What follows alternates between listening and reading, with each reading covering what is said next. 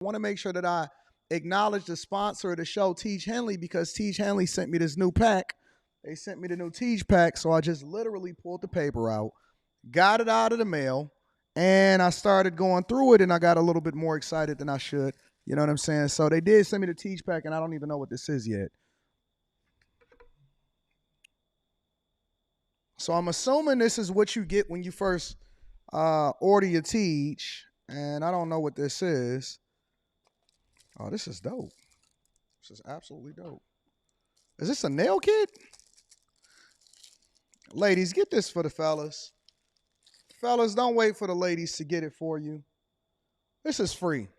This just comes with it. 30% off your first order, plus 20% off for life. Literally. Oh, snaps. I didn't know that they were sending it like this. Real talk. So this is the nail kit that they sending you. All right. So now you ain't looking like a dusty. This is a free gift straight from Tiege for the people that ordered the Tiege. They got the small one for the little hands like mine's. They got the big joints for your toenails. And then they got the joints at the bottom too. You know what I'm saying? For y'all that's a little bit more crustier than usual. All right, so that's one of the free gifts that Tiege got inside of the pack. And then, what is this? It says, squeeze a quarter-size amount of Tiege Hanley body wash on the center of the wet bristles. Lather, scrub, rinse, and repeat for the perfectly satisfying wash every time. So that's inside of there also, right? Ooh, I can get my rubber ducky on right here. You know what I'm saying?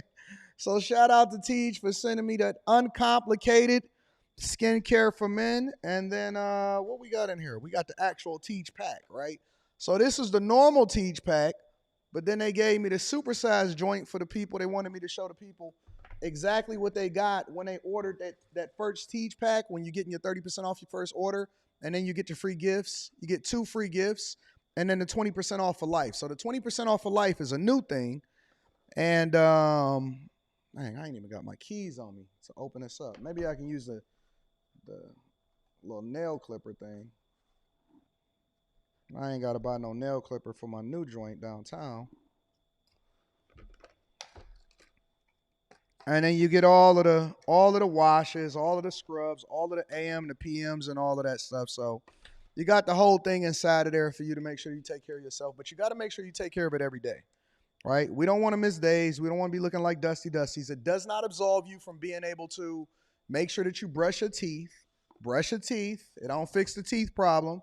Don't fix you ironing your clothes. Don't fix you being able to take care of your business. But it absolutely makes sure that your skin is phenomenal, even when you go in between shaves. You know what I'm saying? So shout out to Tiege Hanley. We absolutely appreciate you. Thank you for continuing to hold us down.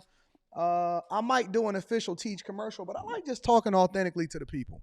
I like giving the people the authentic look of what it is that you're dealing with, and I want you to hear from me personally, because anybody can do that little pitch and they can make some little videos, but very few of us can actually speak to the products of exactly what it is that you're supposed to use. So yeah, Tiege Hanley, 30% off your first order, and then 20% off for life. That's the Anton Daniels pack, 20% off for life. Using any other Tiege pack, make sure that you go ahead and let that go. And make sure you tap into the link that's in the description and take care of it, all right? What's going on is Anton from AntonDaniels.com. I appreciate you guys for continuing to rock with me. Thank you for tuning in for another edition of the Millionaire Morning Show. I am your host, Anton Daniels. What's up, friends and family? What's going on? Yeah, we in the studio. We getting it in. We getting it popping. It is Monday, July 22nd, 2024, year of our Lord. We got a phenomenal week lined up, a busy week lined up. Somebody said, Anton, do you ever sleep? Not really. Not really. I mean, I went to bed a little bit earlier than usual. I spent my entire Sunday. I did get outside for a minute, but I spent my entire Sunday, pretty much the entire Sunday. What up to the chat? What up to everybody that's out here in the streets? I spent my entire Sunday working and preparing and getting to it. So shout out to y'all in the chat. I see y'all. I appreciate y'all. I see my dog, J. Ben, a distinguished gentleman. Molly was in the building fighting with people in the comments all weekend. Wealth Building Journey, Glow Hardy. K. Cooper, I appreciate you, K. Cooper, for yesterday. Mr. BX87, Phil Eric Smith, Rosita of Tila. You said I'm copying you? Nah, come on now. Ain't nobody wearing the Elmer Fudd hat except for Ton Dog, except for Anton from AntonDaniels.com. Don't y'all start doing that. Don't do it. Don't you do it. Nobody was wearing the hunter's hat, hunting wabbits. Wasn't nobody out here trying to be hunting wabbits except for Anton from AntonDaniels.com. We not even gonna do it. Chris James, you said the Missy Elliott concert was fantastic. I can't wait to go. I think I'm supposed to go in September. Whenever Missy Elliott comes to Detroit, I will be right there in the front getting it in. I paid an egregious amount for my tickets. And so we getting it in. What up, friends and family? I appreciate y'all. Have I been right or am I right, Brittany B? Have I been right or have I been right, Brittany B? Man, I've been deadly accurate. I've been deadly accurate. My predictions is like Nostradamus, but we're going to get into it on the show. Let me do a little bit of housekeeping. First and foremost, make sure y'all tap into the Patreon. Link is in the description as well as pinned to the top of the chat. Somebody asked for a video of me breaking down my 8 streams of income. So that video is coming this week. We got Stock Club this week. I want to do Stock Club before we go over to the Patreon meetup. The Patreon meetup is this weekend over in Houston. So I'm going to be in Houston kicking it with y'all. So if y'all not a part of the Bag Chasers as far as aligning with a group of people that's going in the direction that you're going in, make sure you do so. That link is in the description as well as pinned to the top of the chat. Also, on top of that, make sure you get that Tiege Hanley 40% off your first order plus 20% off for life. That link is in the description. Ladies, get it for the fellas. Fellas, don't wait for the ladies to get it for you. I appreciate you on that front. I want to acknowledge my dog, Class C. Shout out to Class C. I appreciate you. Ken G in the building says for your work. I appreciate you. Karen Cooper is in the building says, you're very handsome, sir. Shout out to you. I appreciate you. Thank you, baby. Mike That Dude is always in the building. Shout out to Mike That Dude. And ESDC, I appreciate you, big dog, for holding me down. I'm going to break down some stuff for y'all today that y'all not going to hear on the national news. I am. We're going to go over it. We're going to go over Obama's reaction and the fact that he refuses to endorse Kamala Harris. We're going to get into Crockett. All right. I'm going to tell y'all what's happening on that front. We're going to cover Joe Biden dropping out. Obviously, I want to get Trump's reaction to that. Postal worker in Chicago killed, their car burned up. And then I want to get into the original nursing video about nurses being broke and stuff like that. So we got a lot to cover today. Shootings in Philly, people's houses getting broken into, neighborhoods continuously being taken over in West Oakland. So it's a lot to cover today. Y'all ready to get started for the day? What up, what up, what up to all of my friends and family? I appreciate y'all. Anton is in the building. We rocking out. And my girl, Brittany B says, for great production for yesterday. I appreciate you, Brittany. Thank you, baby. All right, so again, make sure y'all tapping into the Patreon. We're going to be linking up in Houston this weekend. It's going to be lit. I see it's a lot of y'all inside of the Bag Chasers that said that y'all coming. What up, Messi? What up to all of my friends and family?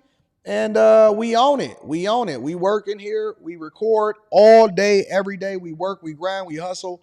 And so while everybody else was asleep on Sunday, we was dropping premium A1 content right along with all of the big news houses. The internet is the great equalizer. Now, I'm not going to get into preaching. I got a lot to get into today. What up, sister in the building? My dog, the Carolina's own DJ K Smooth in the building says Grand Rising and great morning, AD, and everyone is going to be a vanglorious week. Shout out to my dog, DJ, the Carolina's own DJ K Smooth. I appreciate you, big dog. And I will be reading super chats throughout the show. So shout out to Connie. Shout out to everybody that always says that. Vanessa, Anton is always on point. Yes, I am. Yes, I am. Y'all ready to get started with the show? Let's get it popping, y'all. Quick hits. Quick hits is a segment of the show that we don't necessarily need to dedicate an entire segment to, but I just want to keep y'all up to date on what's happening out in these streets. All right, y'all ready to get it popping? Let's get it going. First things first, 9 people were shot, 3 people fatally at a Philly block party. Check it out. Philadelphia police say about 100 people were attending some sort of block party early this morning when multiple shooters started firing. We are told innocent bystanders were among those injured. Besides a few scattered strands of police tape, life is mostly back to normal today along the block that was the scene of the city's latest mass shooting. At this point, we know that at least 9 persons were shot. All of them appear to be males. Well, I like the verbiage. And all appear to be adults. Philadelphia police say maybe a lot of the women, maybe there's always going to be more women than there are men inside of the United States of America, because men are constantly, or young boys that's in the hood are constantly killing each other. Of the 9 shot, 3 were killed. All of the victims are between the ages of 23 and 33. See that Patron on the ground? After 2 this morning on the 1200 block of North Alden Street in West Philadelphia. There are a couple of tents that have been erected. So this is something that was planned, not necessarily a so-called pop-up party as has happened in the past. Police say investigators recovered between 25 to 30 shell casings scattered about half of the block, and at least one of the victims was shot at close range, indicating he was targeted. It appears that there were multiple shooters. It's unclear at this time how many. I'm disgusted, frustrated. Pastor Carl Day has been working for more than a decade to help curb the city's gun violence. We need to stop with the barbaric behavior, Your pastor can't help you. We are in a God-forsaken country and land and earth. And as long as we don't take control, see, God has given you free will to do what you want to do. And you created this environment that your criminals can thrive inside of your neighborhoods, and y'all don't want to do anything, and you expecting some divine power to come down and save you. It's not going to happen. And just the ignorance. It's just sheer ignorance. It's a total, just neglect for human life. Part of Day's mission is changing the culture, especially among young people. He's just one of many activists who are continually working to be part of the solution. Shout out to that dude, but it ain't going to happen. It starts with personal accountability. If you have issues with people, first of all, it's better ways to handle your problems. Don't throw your life away, but also take the lives of other people and impact people. Day says it starts with the parents, sir. And I appreciate people like that for being in the community and working. They actually in the community and working, and they grinding and they hustling and they making sure that, they really trying to reach the people. But to an extent, he's really just a step baby daddy. He's a step crash dummy. He's trying to undo what these kids that are broken in households and all of the environment that they've been subjected to. He's trying to undo it in a couple minutes throughout the day or a couple hours throughout the day. And we got to give this man credit. These men, let me give him a round of applause. These type of men are the pillars of the community, but unfortunately, the culture is the culture, and it's never going to change, big dog. In addition to that, check this out. Now, this was insane. When y'all sent me this, I was like, I'm not really looking at what I'm looking at because this looks like a war zone over in Afghanistan. But check it out. Are y'all watching this? Gunfire erupts in one Oakland neighborhood, forcing residents to take cover in their homes tonight. Frustration and fear. It's so weird about it. Sometime I'm at work and my wife, she's calling me, we just heard they shooting back outside. Just listen, if you outside and you see something like that, heightened concern. If you see something like this pop off in your neighborhood. Gunfire erupts in one Oakland neighborhood, forcing residents. If you see something like this pop off in your neighborhood, let the bank take it. Let the bank take it. It's not for you to be there anymore. Listen, I'm all for sticking around and staying in the neighborhoods that y'all helped create some of the worst environments and some of the worst culture that ultimately fostered this type of stuff before. But if you see this type of thing taking over your neighborhoods, when I told y'all that West Oakland and Oakland in general, its entire neighborhoods is being taken over by criminals, and they're not worried about getting caught. They not tripping about it. They don't care where the bullets go. They know that bullets eventually got to hit a target. They got to hit something. Even if you miss the person that you're shooting at, it's going to hit something. It's going to hit a house. It's going to hit a building. It's going to hit a school. It's going to hit a car. It's going to hit something. And so I remember when we was younger and we was staying in Detroit, my mother used to always say, pray against stray bullets, pray against stray bullets, pray against stray bullets. What the heck is a stray bullet? Like, why is that Why is that relevant? You know what I'm saying? What the heck is a stray, like why? I mean, I knew what a stray bullet was, but I'm like, why are we praying against stray bullets? Because you can literally be walking down the street or driving in a car or walking to school or going to the corner store or playing basketball. Next thing you know, just laid out and you don't even know why you got hit. So a lot of people get hit by stray bullets all the time, and that's not necessarily something that's being reported. But Connie says most people can't afford, Connie says most people can't afford to live. Go live in your car. You're better off trying to survive in swampland than sitting here in this neighborhood and waiting for somebody to break in your house, get hit by a stray bullet, get carjacked, going out to work in the morning and somebody climbing over your fence and putting a gun in your face and saying, give me everything that you got. You are more likely to be safe doing van life than you are to be subjected to what's being taken over in Oakland inside of these neighborhoods, fam. To take cover in their homes tonight, frustration and fear. It's so weird about it. Sometime I'm at work and my wife, she's calling me, we just heard they shooting back outside. Heightened concerns as residents in West Oakland say gun violence in their community is escalating. Hello again, I'm Greg Lee. And I'm Christina Rendon. The shooting is just one of multiple incidents that have been reported in that area since the beginning of the month. KTVU's Amber Lee joining us live tonight in Oakland after talking to residents. Amber.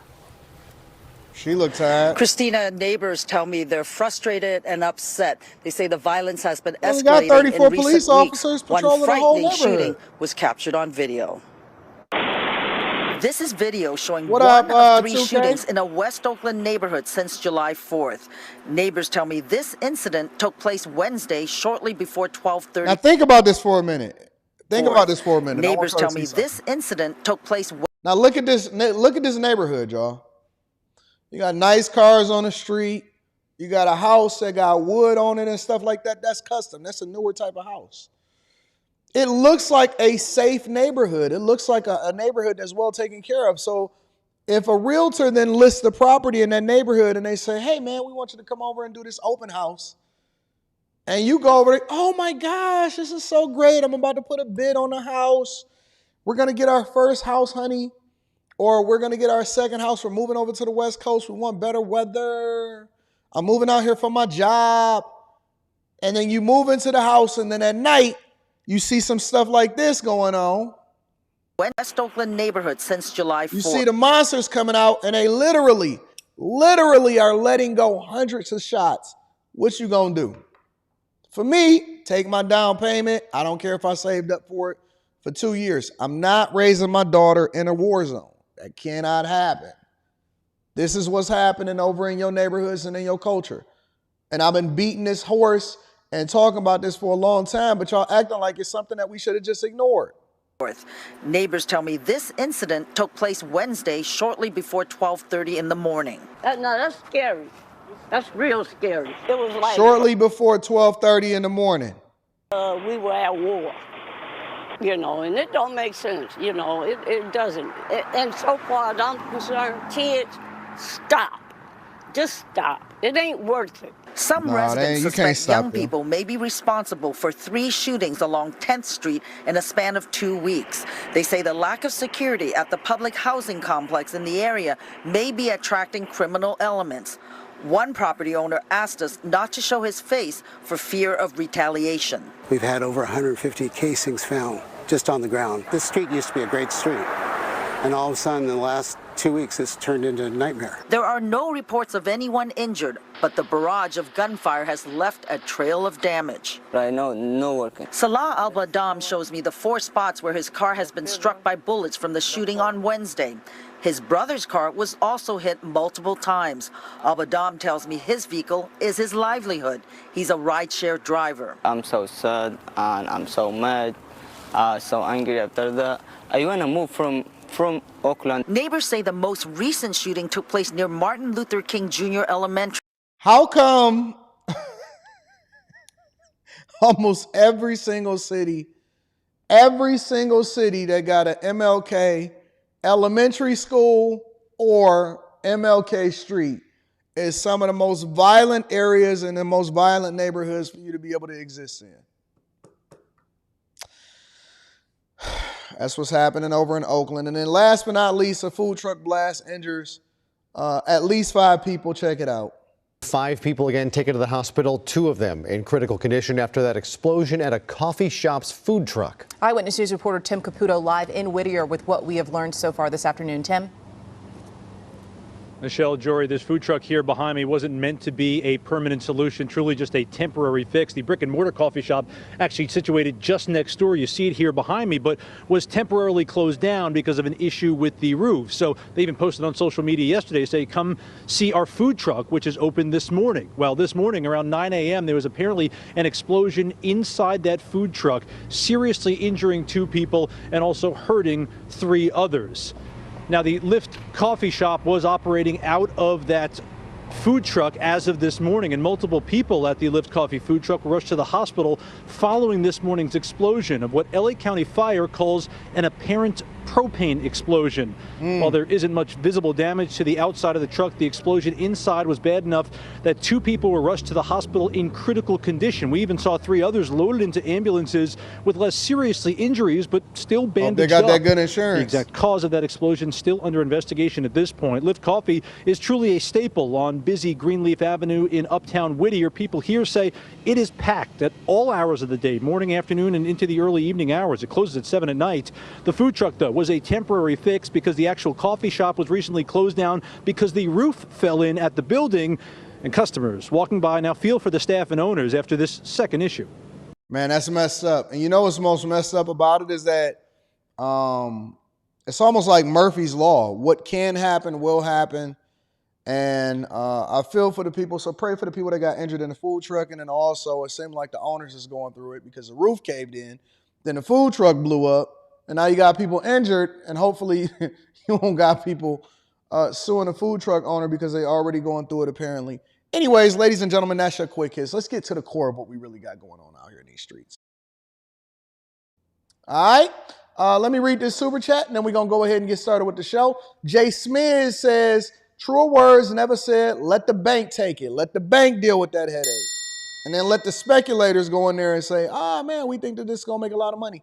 Man, I ain't about to be out here getting killed. Ain't nobody getting killed for y'all. All right, y'all, let's go ahead and get started with the show. As usual, I always like to acknowledge the people that support the platform. Make sure y'all tap into the Patreon. Link is in the description as well as pinned to the top of the chat. Biden, as I discussed yesterday, while everybody else was asleep at the wheel and all of your content creators was out there at the beach, Anton from AntonDaniels.com actually had a lot of information that we had to get into. So we did the live stream yesterday, where we brought the young lady on there that was talking about whether or not women can compete in America. And then on top of that, we did a second show yesterday where we basically dropped the information and the breakdown of why Kamala Harris was going to be selected in the first place. And I did that before they even endorsed Kamala Harris because I already knew what the play is. I'm paying attention. I got my people in the streets talking about it. And I'm going to tell you what the real play is today. We're going to really break that down. But before we do so, let's get into the news of him dropping out and endorsing Harris in the first place. And then we're going to get Trump's reaction. President Joe Biden has just announced that he is dropping out of the 2024 presidential race. In a stunning letter that was just released moments ago by his campaign on X, formerly known as Twitter, Biden wrote, quote, that it has been the greatest honor of my life to serve as your president, and while it has been my intent. I want to preface this by saying that we're going to get a lot of CNN coverage today because we got to see Van Jones crying and stuff like that. I haven't seen it yet. But we're going to get a lot of CNN coverage today because we like to go across the different platforms in order to understand exactly what's happening. But let's continue. To seek re-election, I believe it is in the best interest of my party and the country for me to stand down and to focus solely on fulfilling my duties as president for the remainder of my term. He goes on to say that he will speak to the nation later this week in more detail about his decision. Just a stunning announcement from President Joe Biden that he intends to step down as a candidate in the 2024 election. Let me read the actual letter. I believe this is it right here. Let me show it to you guys. So this is the letter. Hold on, let me see if I can get a bigger version of this real quick. Just for the people out here in these streets, we want to make sure that we get the full shebang. We don't want to do it halfway. We want to get it the full way. I don't like that one. Need a bigger letter.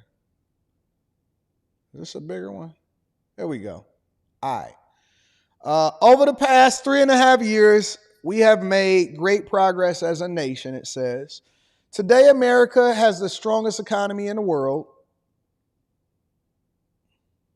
We've made historic investments in rebuilding our nation and lowering prescription drug costs for seniors and in expanding affordable health care to a record number of Americans. We provided critically needed care to 1 million veterans exposed to toxic substances, passed the first gun safety law in 30 years, appointed the first African-American woman to the Supreme Court, who don't even really know what a woman is, and passed the most significant climate legislation in the history of the world. America has never been better positioned to lead than we are today. He goes on to say, I know none of this could have been done without you, the American people. Together we overcame a once-in-a-century pandemic and the worst economic crisis since the Great Depression, which I believe was manufactured, but that's just my own personal opinion. We've protected and preserved our democracy, and we've revitalized and strengthened our alliances around the world. It has been the greatest honor of my life to serve as your president, and while it has been my intention to seek re-election, I believe it is in the best interest of my party and the country for me to stand down, all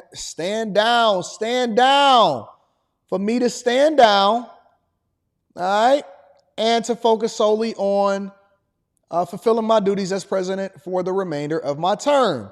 I will speak to the nation later this week in more detail about my decision, which, of course, Anton from AntonDaniels.com will be going live and breaking it down for you guys.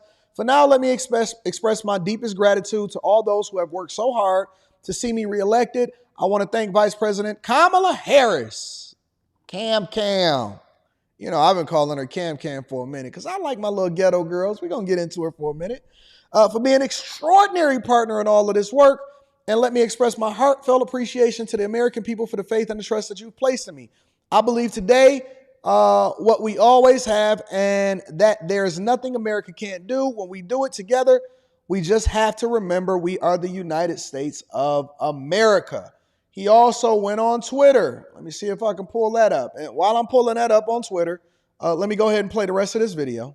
I want to go straight to CNN White House correspondent Priscilla Alvarez, who was traveling with President Biden in Rehoboth Beach, Delaware. Priscilla, what are you learning? Alex, this is a remarkable development, and it comes after a morning in which we heard more calls for the president to step down from members of his party, including, for example, Senator Joe Manchin. Now, the president in this letter released only moments ago walks through his accomplishments as president. And also, if I can read you this part, it says, "It has been the greatest honor of my life to serve as your president." He goes on to We read all of that. We got you, baby. As president, we marry partner to a wave of calls over recent weeks for the president to step aside, to withdraw from this race. And this was something that, despite the president getting back on the campaign trail, despite private conversations with multiple lawmakers, and despite a campaign that up until this point had maintained, even just yesterday, that he was in this race, it appears that we hit that breaking point. Now, of course, the president has been at his residence here in Rehoboth Beach, Delaware. He has been self-isolating because he was diagnosed with COVID earlier in the week. It was that diagnosis that pulled him off of the campaign trail at a pivotal moment. He was in Nevada. He was shoring up support with Black and Latino voters. And it was before one of his last events that he got that positive COVID diagnosis and had to be blitzed back here to the East Coast, to Delaware, where he has since been self-isolating. It has been I'm not even sure that I believe that he got the vid. I'm going to be honest with you. I'm not sure that me personally, that I believe, again, all we can go by is what they say, and I think that you guys should draw your own conclusion. I believe that that was the play ultimately when they realized that, hey, man, listen, you keep being senile, you keep tripping up the steps, you had a horrible debate performance, we don't believe you, you need more people when it comes to whether or not you can get elected. And once they seen what was happening at the Republican National Convention and that it was solidarity and it was Dallas mayors that was switching over from being a Democrat to being Republican, and Democratic cities is burning nationwide. And they said, man, listen, you taking us all down with you. Nancy Pelosi even came out. If y'all not following Nancy Pelosi's portfolio, investment portfolio, you missing out across the board. And so I believe personally, I'm not sure that I believe that he actually was going to step down. I think that it was planned, and I don't even believe that he wrote the letter that he wrote. Of course he didn't write the letter that he wrote. Not even sure that he can type. But as we experience elder abuse and Biden continued to ride the wave of no longer being able to raise money, and the donors started to turn against him, and you started to see this flood, Kamala Harris was absolutely positively positioning herself to take over. And I believe that this was the play. I said that it was the play all along. I've been saying this for years. Hey, man, listen, this is what's going to happen. Kamala Harris, they're going to play her into getting into the president's office. And this is how she going to do it. I broke it down line by line. I've been on it for literally over 2 years at this point. And I've been talking to you guys on the Millionaire Morning Show. And I said, listen, Kamala Harris is not in there by happenstance. It doesn't matter how crazy she is or incompetent and her inability to even be able to be the border czar or anything like that. But we're going to get into that later on in the show. I said she's not the person that we need to have as the president of the United States of America. Would you ever follow a Kamala Harris? But lo and behold, they did it. Y'all got short memories. Y'all don't want to admit that we actually was on it and we was preparing ourselves and we was actually putting ourselves in a position. I'm telling you that interest rates is going to be changing. They're going to be lowering interest rates once they say that inflation gets down under 2%, all of that, right? Let's go over to Trump, right? Trump had a reaction to it, and some people was expecting for him to ultimately be nice about it since he just survived an assassination attempt and all of that. But instead, he tripled down. ABC's editorial producer, John Santucci. John, on the other end of this, you have former President Donald Trump's campaign. The former president is just after surviving this attempted assassination on his been back out on the campaign trail. And the Trump campaign has been notably a little bit more quiet on President Biden following this debate, a sign that maybe they really wanted to see him stay on the ballot in November. What more are we learning from the Trump campaign about how they're responding to this and also how they're preparing to now face off against Vice President Kamala Harris? Rachel, literally, as you were just introducing me, we just got a statement from former President Donald Trump. I'm going to read the entire thing, Rachel. It's posted to his Truth Social account. It reads, quote, "Crooked Joe Biden was not fit to run for president and is certainly not fit to serve and never was. He only attained the position of president by lies, fake news, and not leaving his basement. All those around him, including the doctors and the media, knew that he wasn't capable of being president, and he wasn't. And now look what he's done to our country with millions of people coming across our border, totally unchecked, unvetted, many from prisons, mental institutions, and a number of terrorists." He goes on to say, "We will suffer greatly because of his presidency, but we will remedy the damage he has done very quickly." Trump goes on to end the statement, "Make America Great Again." Of course, the signature line, Rachel, as you know all too well. Listen. So let me ask y'all a question, right? Because I don't necessarily disagree with what he's saying, but there's a lot of people that came out after he said that he was no longer fit to run for president of the United States of America. Okay, well, if you're unfit to run for president of the United States of America, as House Speaker Mike Johnson wrote on X, he said, "At this unprecedented juncture in American history, we must be clear about what just happened. The Democratic Party forced the Democratic nominee off the ballot with just over 100 days before the election." He also called for Biden to resign from President of the United States of America. Senator Josh Hawley, who a lot of you guys loved as a result of him grilling the Boeing CEO on his pay and his safety record with regard to the people, he goes on to say, then resign your office. If you can't run for a mere political campaign, you can't be president, which I don't necessarily disagree with. How are you able to run the United States and be a leader of the free world, but you're unable to actually be able to run in an election campaign? How are you able to be able to run the free world, but you're unable to run an election campaign? You can't even campaign for president of the United States of America, but you got to crisscross the country, take care of business, compete against world leaders, make sure that the economy is humming and booming. Pass legislation. How are you able to run for president, or how aren't you able to run for president of the United States of America, but you are still fit to actually carry on in office, which just tells me personally that he's never been running office in the first place. It's never been about him. It's always been by the establishment. Vivek Ramaswamy actually did a really, really, really good interview, and I'm going to break that down tomorrow because we have so much to go over today. But he did a really great interview, and he said, listen, Republicans are not running against a particular candidate. They're not running against Joe Biden. They were never running against Joe Biden. They're not running against Kamala Harris. And I'm going to break down and explain to you, thank you for the super chats. I'm going to break down and explain to you why you actually aren't running against specific candidates. You're running against a machine. You're running against a machine. You're running against a party, not a candidate. When people are evaluating whether or not they're going to vote yay or nay, they're voting whether or not they're actually supporting a specific party, not a candidate, not policy, not what's best for you and your family, not what's best in your neighborhoods, not any of that. You're voting off of pure emotion for a party. That is it. You're determining whether or not you're going to support the Democratic Party or you're going to support the Republican National Party. That's it. You're not voting for, you never were voting for Joe Biden in the first place. Him resigning, which we all predicted, which I talked about extensively over the last, I don't know how long, was already in motion. This is a motion. This is a movement. This is a play. You don't think that they was already setting up Kamala Harris? I got to hold back. I got to hold back because we're going to get into it. We're going to get into it. Let me read some of these super chats and then we're going to go ahead and dive further into the show because y'all not paying attention. Y'all just now waking up. We've been up for a long time. King Leo says she going to turn up extra on her blackness now. I thought she wasn't black.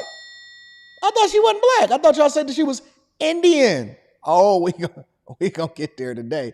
Kenny G TV in the building says, how do campaign donations translate to votes? We'll get there. We'll talk about it. Stanley Wilson says, if he is unfit, then who the F is running it now? How the hell these past few years? Come on, man. Come on. Y'all not crazy. Kamala Harris would be the national version of Beetlejuice from Chicago if she was elected. That would be pure chaos, the United States of Chicago. Interesting. We'll get there.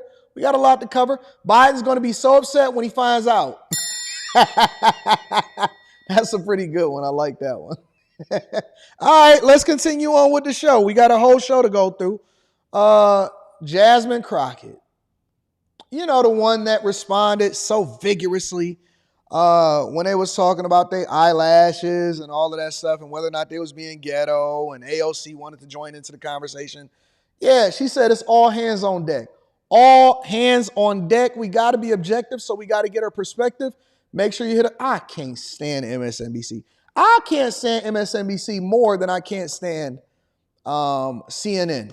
But we got to look at it from all perspectives. Let's get into it. Right now, I would like to bring in our friend and one of the favorites that people love to watch on this here network, Jasmine Crockett, Congresswoman from the great state of Texas. And Congresswoman, welcome. And I understand you've just gotten off of two big calls. There was the big Win with Black Women call, which lots of people are now talking about. What is up with the hair, with the left side hair? Shout out to my ladies. Shout out to you. Listen. We evaluate all news anchors, and so we want to see what's being presented to us. Let's continue. Which busted its capacity. So Black women uniting for Vice President Harris, but also with the Vice President. Do you want to tell us anything about that call with the Vice President? So just so that everyone is clear, I was never one of those leaky people. So no, I have nothing to say about my phone call with the vice president, other than what I'm sure the American people already know, which is that I stand 10 toes down with Vice President. So ghetto, so hood. American politics have devolved so much. Listen, I don't care how well they speak. I don't care how cute they are in the face, because Jasmine is pretty cute. I'm not going to sit here and say that she doesn't have a purpose. that she can't absolutely be leveraged and used in a certain way as far as what's beneficial to a husband or something like that. Oh, of course she's a cute girl. She has pretty teeth. She got her lips done and everything like that. Eyelashes, I don't know, hair, we can't tell. That's not even important with this conversation. Ghetto, I stand 10 toes down with my girl. Man, shut up, bro. We don't have no professionalism. We don't have no decor. We don't have no couth to us. You know what I'm saying? Just the first thing that you say on MSNBC, and you're a congresswoman, is I stand 10 toes down. I ain't one of them leaky people. Basically, translation, see students' perspective. I'm not a snitch, and I'm holding down my peoples. Might as well have been in the Kendrick Lamar video while she was Kamala Harris to become the next president of the United States. I made it very clear very early.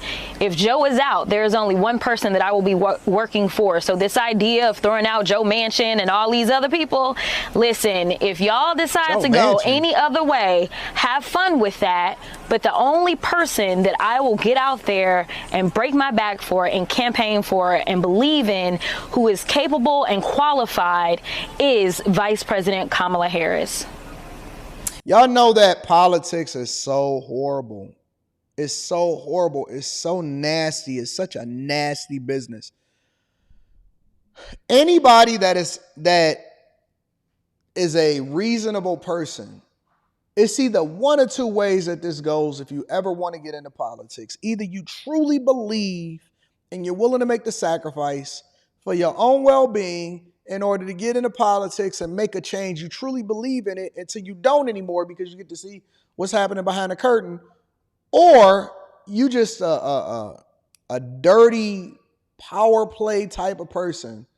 I just believe that most politicians is not going to make it into the kingdom of God. It's impossible, almost impossible for a politician to make it, man, because it's such a dirty game. I believe that she already staked her claim on who she was aligning with in the first place, and they just playing in our face, man.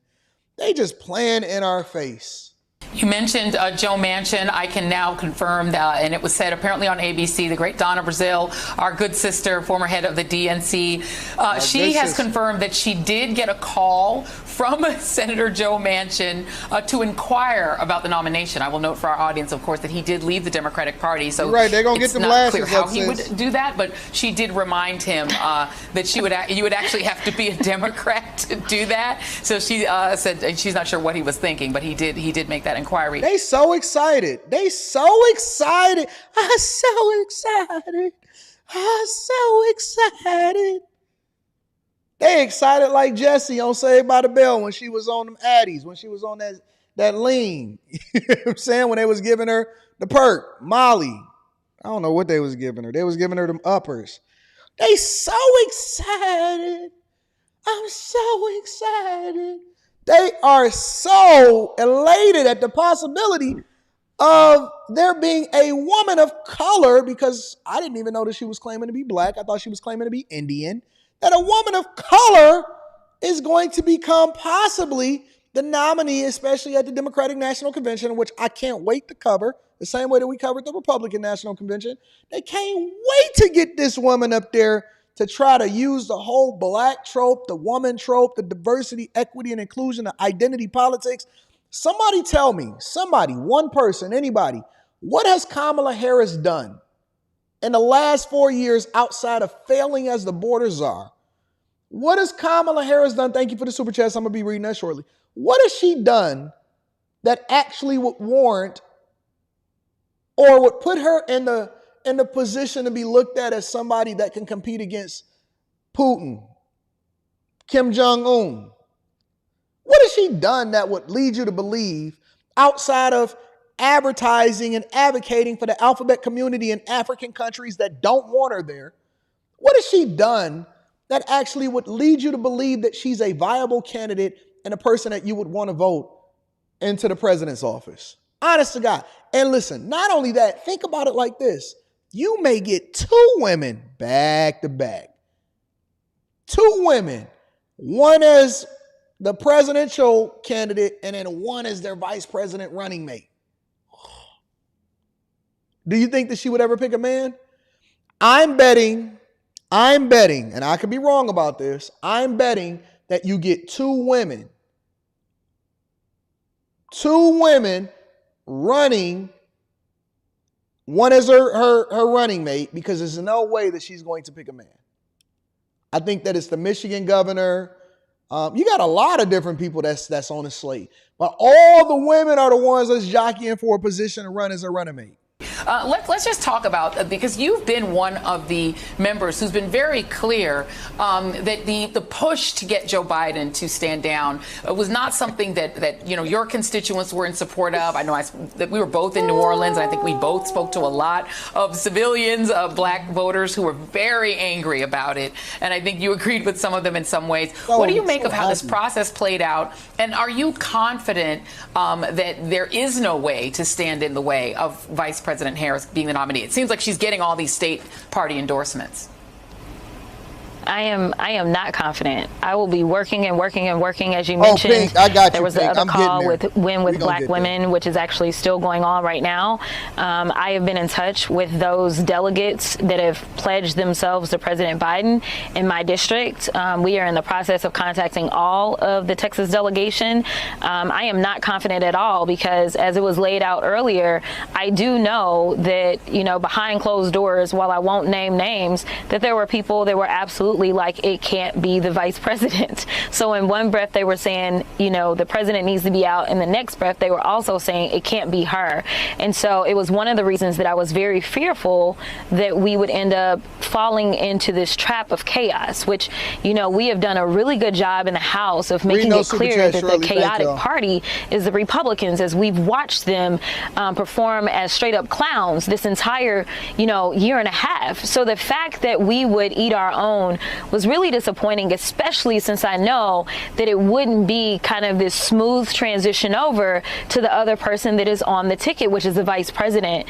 But nevertheless, everybody knows that I was doing everything that I could for the president. I'm going to do everything that I can for the vice president. I was just in Phoenix with the second gentleman where we were campaigning. I have gone around this country. I've been to Philly, I think 4 times. I've been to Michigan. So a lot of the people that were coming out and had all these opinions, I hadn't seen them in the streets fighting for this. So now that they got their way, my only request is, will you finally lace up your shoes and do some work? If it was the president that was the problem, then fine, get to work. But we have to win. I mean, I appreciate you, Joy, at all times. You probably were one of the very first people to ever bring up Project 2025. You have always made it clear that there really wasn't a decision to make. I mean, it's democracy or a dictatorship, right? It's a family man or a felon. Like, you made the choice very clear, but seemingly some people were struggling with that. And, I can tell you that. You mean the family man who got a son that allegedly was bringing coke inside of the White House? I know this vice president. I know her heart. The fact that I did get a phone call from her, I'm just a freshman member of Congress, y'all. But it tells you the type of person that she is. And I can't really say that I know for sure that I would be here today without the inspiration of Kamala Harris, which I was able to share with her soon upon me being sworn in. The fact that as a young black female lawyer, I looked to her when she first became an elected prosecutor in the Bay Area. And let's not go over, oh man, we got a whole 4 months to go over a record in the Bay Area. In the Bay Area, prosecutor in the Bay Area, oh man. Oh man. Before we deep dive, all right, y'all, let's take a moment of silence for this small chronic break. Let me tell you the play. Before we get over to Van Jones and before I read the super chats, I would take this opportunity now that everybody is woke up. I see my people on the West Coast. Y'all in the building. Shout out to the more than 2,000 people that's in here getting it in. Shout out to everybody that's in the building. Let me take this opportunity to explain to you the play. Anton, what play is there? It's just Kamala Harris. I see on the Republican side, there's a lot of people that say, oh, she's going to get wiped out. She's going to get destroyed. We not worried about Kamala Harris. Now that Joe is out there, they all waving their flags and they running in the streets and they acting like it's a victory. But I would tell you that you need to slow way down. I just want to get to know you. Slow down. Slow way down. Back up. Hold your horses. This is what they're depending on. They're hoping. The only play that they have left is to leave you asleep at the wheel thinking that everything is cool. No, you gotta show up to the polls. Because you know what you're going to see when you get there at the polls? You're going to see a whole bunch of AKAs, the AKAs. Shout out to the AKAs in the building. Let me give y'all a round of applause. You know what the AKAs did yesterday? As I was gathering information in order to continue to come to you this morning and report to you guys on what's happening and keep y'all informed like we have been all this time, right? To help y'all to understand what a money play is, what's happening in the news, politics, this is election season. So we've been ramping up to this morning, right? And I get all of these calls from all of my ladies. This is why it's important to have ladies on your team. You know why? Because ladies are the most dependable source when you're really trying to get down to the core of what the root problem is, right? And so I'm getting all of these calls. You know, I dropped the shows and I did the live streams and whatever, and I'm getting all of these calls. I said, what's going on, baby girl? What's happening? How you feel? How you feel, baby girl? They said, man, listen. It's emergency live streams and Zoom calls happening all across the country. I said, all across the country? They said, all across the country. I said, let me go ahead and get my people on the phone. So I called this person. It was over there in this state. I called this person. It was over there in this state. And I said, why isn't the news reporting on this? They said, Anton, you are the news. You are the news. So my AKA, shout out to my lady AKA's in the building. I want to give y'all a round of applause real quick. As Kamala Harris was conveying to you guys about how she's going to earn and win the nomination, she leapfrogged off of the fact that Boulay was just a little bit over a week ago, about a week ago. And she showed up, Roly-Poly Martin showed up too with his little gimbal and his camera phone, and he was live streaming over there from Boulay down there in Dallas, and she had already been gathering support, right? She wanted to frame it in the idea of, hey, support the ticket, but she was really saying support me. Because last night, they got on emergency calls and they started to mobilize all of the sisterhood. They started to mobilize all of the sisterhood and gathering support in order to get her elected, meaning that she's largely depending on AKAs, which I didn't even know that she was claiming to be black, but apparently it's convenient to be black now. And she was mobilizing the Divine Nine. Yep.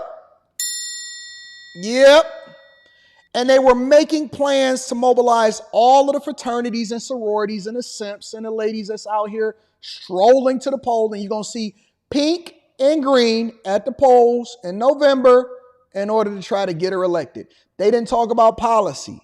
They didn't talk about whether or not it was going to be best for the black community. They are trying to get this woman elected off of identity politics, connections, and making sure that they can network her in. And so they're leveraging not only her affiliation with this and showing up in Boulay, but they're also leveraging the idea that all fraternities and sororities in the Divine Nine is supposed to stick together. And not only that, y'all are supposed to leapfrog into that and make sure you use your social media platforms and your connections and your influence all across the board in order to get black culture to then come in and elect Kamala Harris. Because if we've known anything in this culture, if we've seen anything over the years, is that the culture and black women specifically have more influence than we like to give them credit for. And so if we're going to leapfrog off of anything, then we have to make sure that we stroll to the polls. That's the slogan, stroll to the polls. I'm telling you what the play is. Okay. Mark this day, July 22nd, 2024. I promise you, I'm going to come back.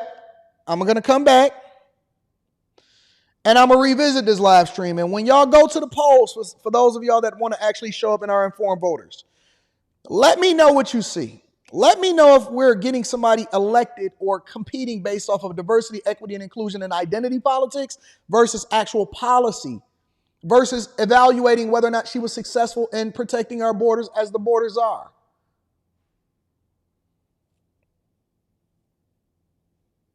They're not talking about this on other platforms. And that's okay, because we here having a conversation about it now. When you see pink and green everywhere, strolling to the polls, when you see these simps that then say that, you know what, I believe in these other fraternities and sororities and we got to stick together in order to get Kamala Harris elected. Ain't that the same thing that we did when your old parents wanted to see a black president and so they elected Obama in office? And then y'all was disappointed when he didn't get nothing done for the black community. He focused all of his energy on the alphabet community. He didn't focus on the black community. Y'all gonna still get finessed like that? What I'm telling you is that it's gonna be a simp culture, a black culture movement. You'll probably see Umar Johnson getting his speech together on Instagram shortly. You're going to see Divine Nine, you're going to see AKAs, and you're going to see people that feel like they have to do it just because they want to make sure that they see representation inside of the White House. It's one of the reasons why she's there right now. Emergency meetings all over the country. We got to get Kamala Harris in office. Why? Nobody asked why. On none of these meetings, nobody asked why. They just automatically said yes. No questioning, no accountability, none of that. None of that. And then I had my fellas hit me up that's in some of these fraternities and they said, Anton, I can't do this, bro. I can't vote this way. I can't say it out loud, but I can't do it because I can't go against the Divine Nine. And now you see why it's so dangerous for us to still be on code instead of thinking for ourselves. The one thing that you can say about us over here at the Bag Chasers, right? Because we're not as big as the Divine Nine, but we got at least 8,200 people inside of the Bag Chasers and the Patreon.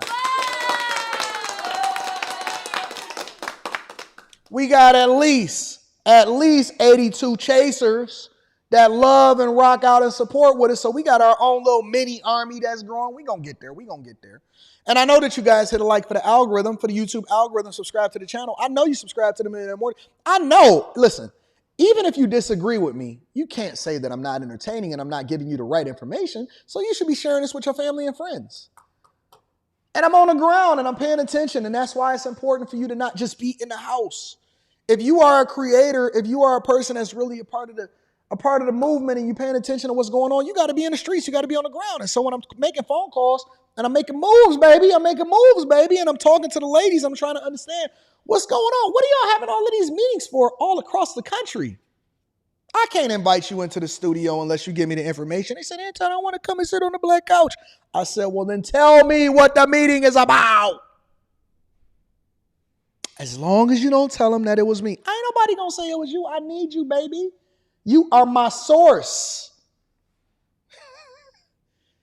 We're going to do a stroll at the polls all across the country, and we're tapping into all of the men that are simping for us inside of the fraternities to make sure that they advocate for and they advertise for and they vote for Kamala Harris for President of the United States of America.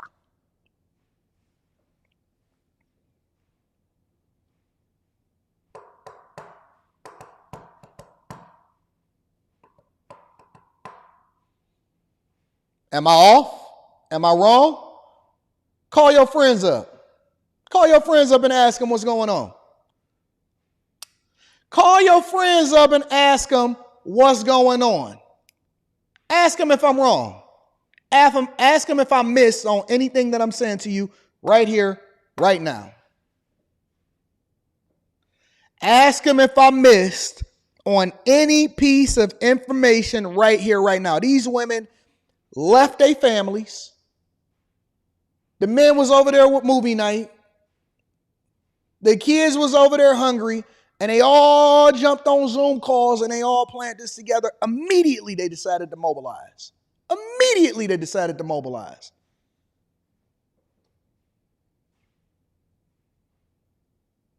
Am I off? Am I off? Somebody tell me. Tell me that I'm wrong, that it did not happen. I might become public enemy number one after this. Let me be quiet. Because they don't like it when Anton tell the truth. I didn't say nothing that didn't already happen. I'm just reporting the news. I'm just telling you what the play is. Anton Daniels, I don't like him because he's always at the forefront and black women there. Tell me I'm wrong. Where is it that I'm off at? Did I just make myself a target? Jesus Christ. Jesus Christ. Did I just make myself the bad guy by outing the objective and the goal? Don't you know that we live in a technology-laden, driven world, and that what you do in the dark is eventually going to come into the light? It don't really matter, because if you're going to simp, you're going to simp. The point that I'm telling you, and the reason that I'm telling you this, is that if you're a person that's an informed voter and you vote based off of policy and you decide that you want to vote for another candidate or you want to make an informed decision, then you have to know what you're up against. And you can't just be relaxed and think that it's just going to come to you. There's big things happening out here in these streets, man. Big things happening in these streets, man. See? Woo!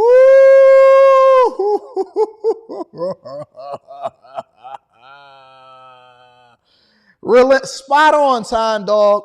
The Zetas already hitting us Sigmas, asking to meet up and discuss.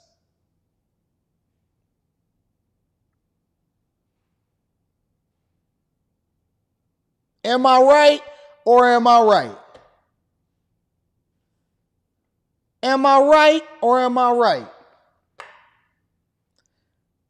I said, am I wrong? They said, you're not wrong because the wife is a Delta. So you telling me the Deltas is aligning with the Alphas? And the Zetas is getting with the Sigmas? And the Alphas? This is going to be one of the more entertaining and interesting elections that we've ever seen. You are literally witnessing history as we know it. But we gonna get there. We gonna get to it. We got so much more to cover. We got to deep dive into it. If y'all are not subscribed to the best morning show on earth, then make sure that you hit a like for the algorithm, subscribe to the channel, and turn on your notifications. If you're not already, make sure you tap into the Patreon. Link is in the description as well as pinned to the top of the chat. They mobilizing, sister. Yes, they are. They mobilizing. Let me read some of the super chats, and then we're going to get back to the show. 81 million votes says black women already talking about voting Kamala regardless. We need to rethink the 19th Amendment.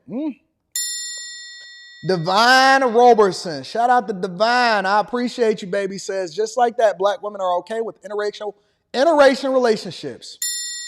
Polo Butterball in the building says, I am not voting for that fake redskin Trump 2024. See? Already got him. 1 cent down. Chase Barnes says, happy Monday, ADM peeps. Why do some of these ladies look like they came from P-Valley or Power Central Podcasting? Listen, they strolling to the polls. The brothers in Dallas know this one well. If you know, what up, though? Shout out to my dog, Ken J. Big Rocks, Little Rocks says they're going to say Trump is a misogynist for beating women in the presidential elections. Mr. Joe says, morning, AD, showing love to the platform. Thanks for all your hard work. God bless. Eric Harris in the building says, if she choose a woman as a VP, that's an easy win for Trump. Hope she makes that move. Nothing is going to be easy this year, big dog. M says, Kamala, an entire cabinet is derelict of duty by not removing Joe Biden. Even Joe Biden admits he is not fit for the office. Polo Butterball in the building says, the lady in the pink, and their pink, listen to Sexy Red, I bet. Facts. Jay Denoir, 89, says, the blackity blacks are about to see what Dems really think of them. Dems about to bounce that ACA ski-wee DEI hire at the convention. Watch it. I'm going to be covering it the whole time. Tone or Tonio says, we got to look at what can be and not what not, and not burdened by what has been. Anton, our black women are really about to take the bait and looking at my wife with the side eye right now. Stroll with her to the poll. M says Democrats are real autocrats. Kamala has not won a single primary, and neither has any other Democrat other than Joe Biden. And now they think that they can appoint by committee the next president. They don't think, they are. That's been the play. Jonathan Scott in the building says, if Harris wins, all black men will be going to jail the day after the bag. #bag chasers.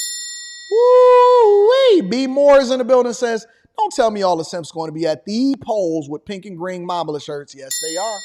Yes, they are. Sister!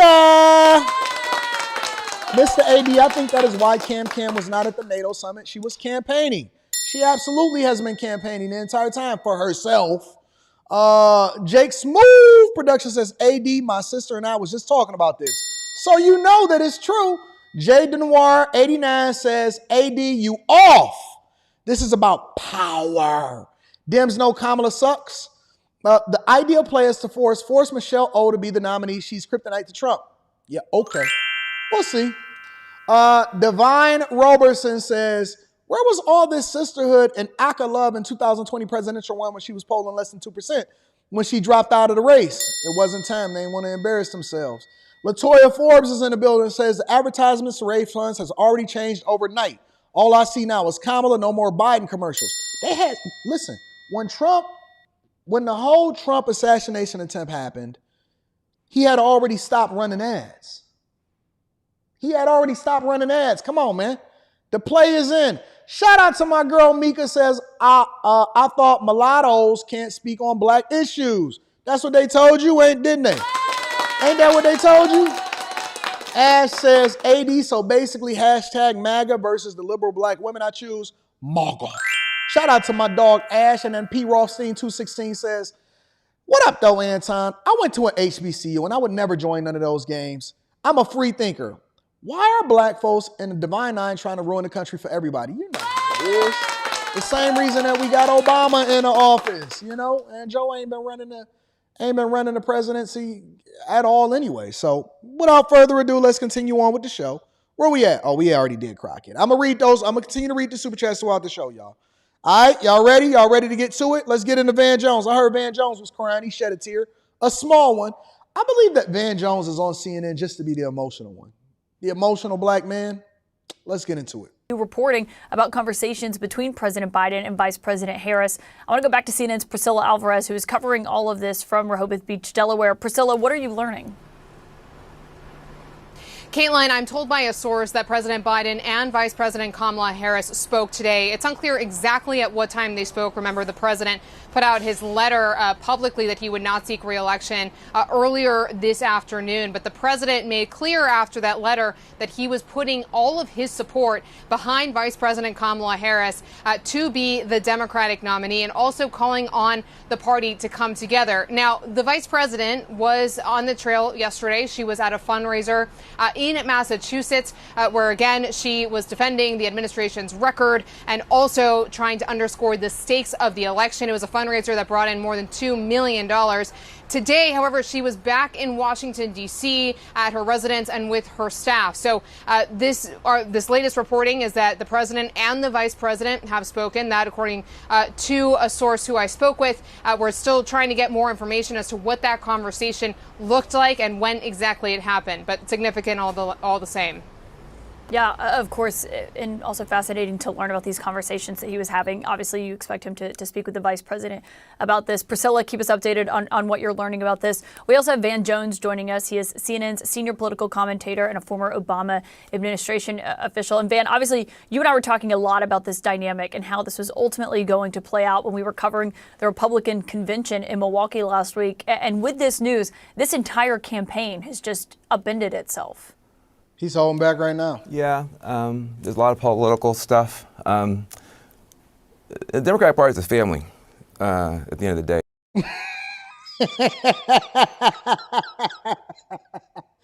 day.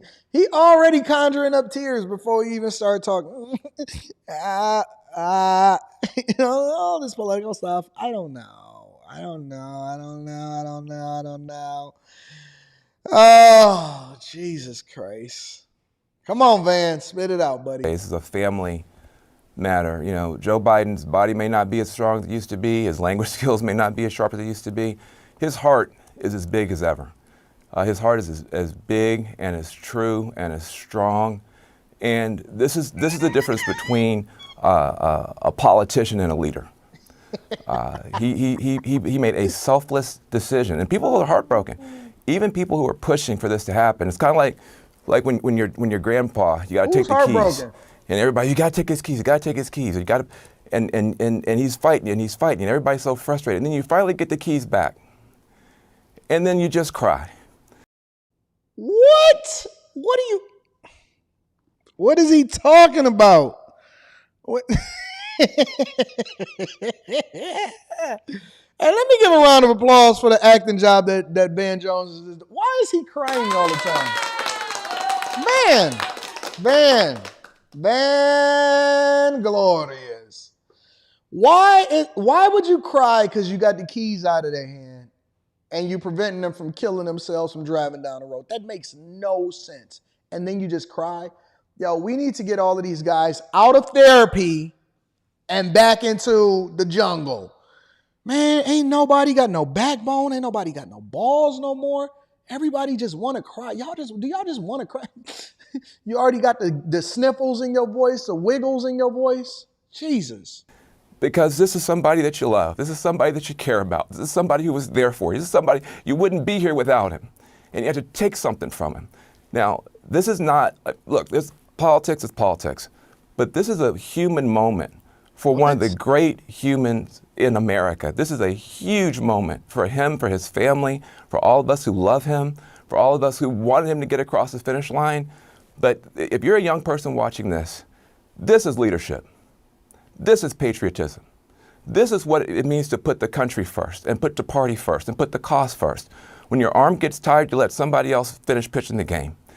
That's what Joe Biden has done, and he's done that for all of us. And so I just want to say, I don't know who's going to be the VP, the non-VP. I don't know anything about politics. I just know that I love this man. I care about this man. It was painful every day to sit up here and talk about him like he's just some problem for the party.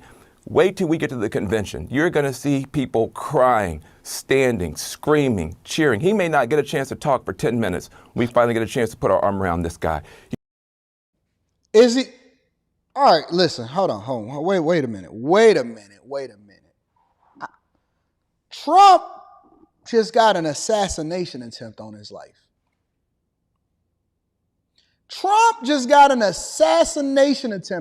I'm going to read those super chats shortly. And we're crying because Biden, who is still in office, by the way, who's still the president of the United States of America, by the way, we're crying because he no longer is running for president of the United States of America as the incumbent. What are you talking about? Listen, honest to God, bro. I don't know what is going on, why we want to cry so much, what people are putting their hands around him for, or anything like that. We in multiple different wars. We giving a ton of money over to Ukraine and Taiwan and Israel, and he was just dancing on the White House lawn with the alphabet community and Billy Porter. Billy Porter was wearing a dress on the White House lawn, and they was just dancing. He was like this. Why would we feel sorry for a man whose son was sniffing coke off of hookers' booties? And allegedly they said that they found coke inside of the White House. Just so happened to be a time where somebody else just so happened to just be coming out of the White House. What are we talking about? He's the president.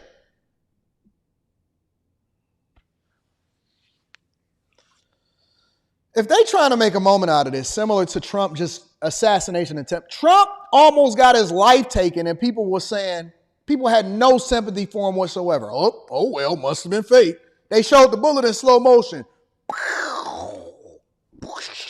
Blood flowing out of the part of your body that's more likely to have the most blood flowing out of. They was analyzing the color of the blood. This dude almost got his life taken. It's a firefighter that was sitting behind him that has got killed. And y'all talking about y'all gonna be putting y'all arms around Joe? Joe, who let 15 to 20 million illegal immigrants that we know of inside of the country. Seriously? You did the right thing for this country. You did the right thing for this party. All of us are going to be in this situation someday. And I hope that we take a moment to honor this man and to love this man. I love Joe Biden. I appreciate what he's done. And a lot of people are heartbroken today. Even if it's the right thing, it's still just horrible. Well, and Van, I mean, on that point, which she is looked like she a wanted great to laugh. point that I think resonates with a lot of people, of the personal nature of a decision like this. We often talk about things in a harsh political lens of who's going to fare better, what this looks like. I mean, I also have to imagine what it's been like the last 3 weeks, a little over 3 weeks since that debate, to see, you know, what the reporting has been behind the scenes of Democrats who wanted him to get out. On Friday night, the reporting was that he was seething over, you know, seeing big allies of Pelosi come out and call on him to get out, even upset to a degree with his former running mate, President Obama. And just to see, you know, what he personally has witnessed and these calls from his longtime allies, people who certainly praise his legacy, but said, you know, it's time for this decision to be made. But have we all gone through this with our own family members?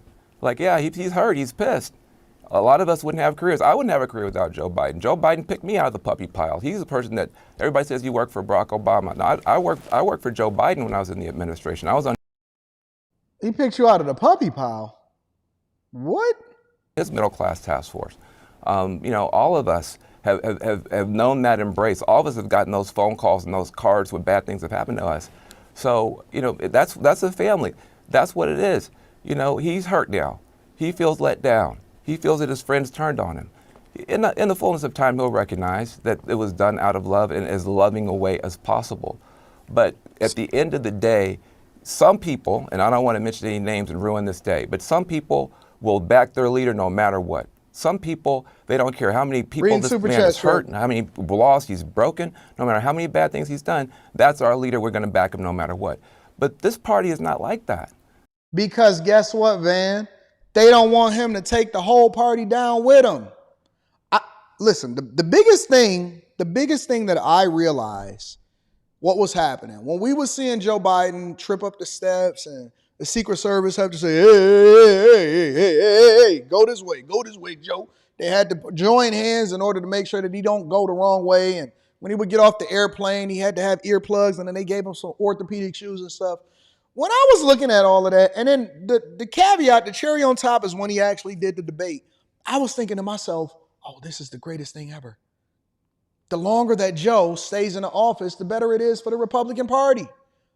The longer that Joe stays in the office, the better it is for the Republican Party. And so with other people like Nancy Pelosi, I got to give her a little bit of credit, even though I don't necessarily care for her. And she was kneeling inside of the African American Museum with the kente cloth on during the George Floyd protests. And she was like, Jesus, yes, George Floyd. As I watched a lot of these smarter leaders say, you know what, Joe? They over there really basking in the idea that the longer that he stays in office, the longer he stays in a race, we all gonna burn with him.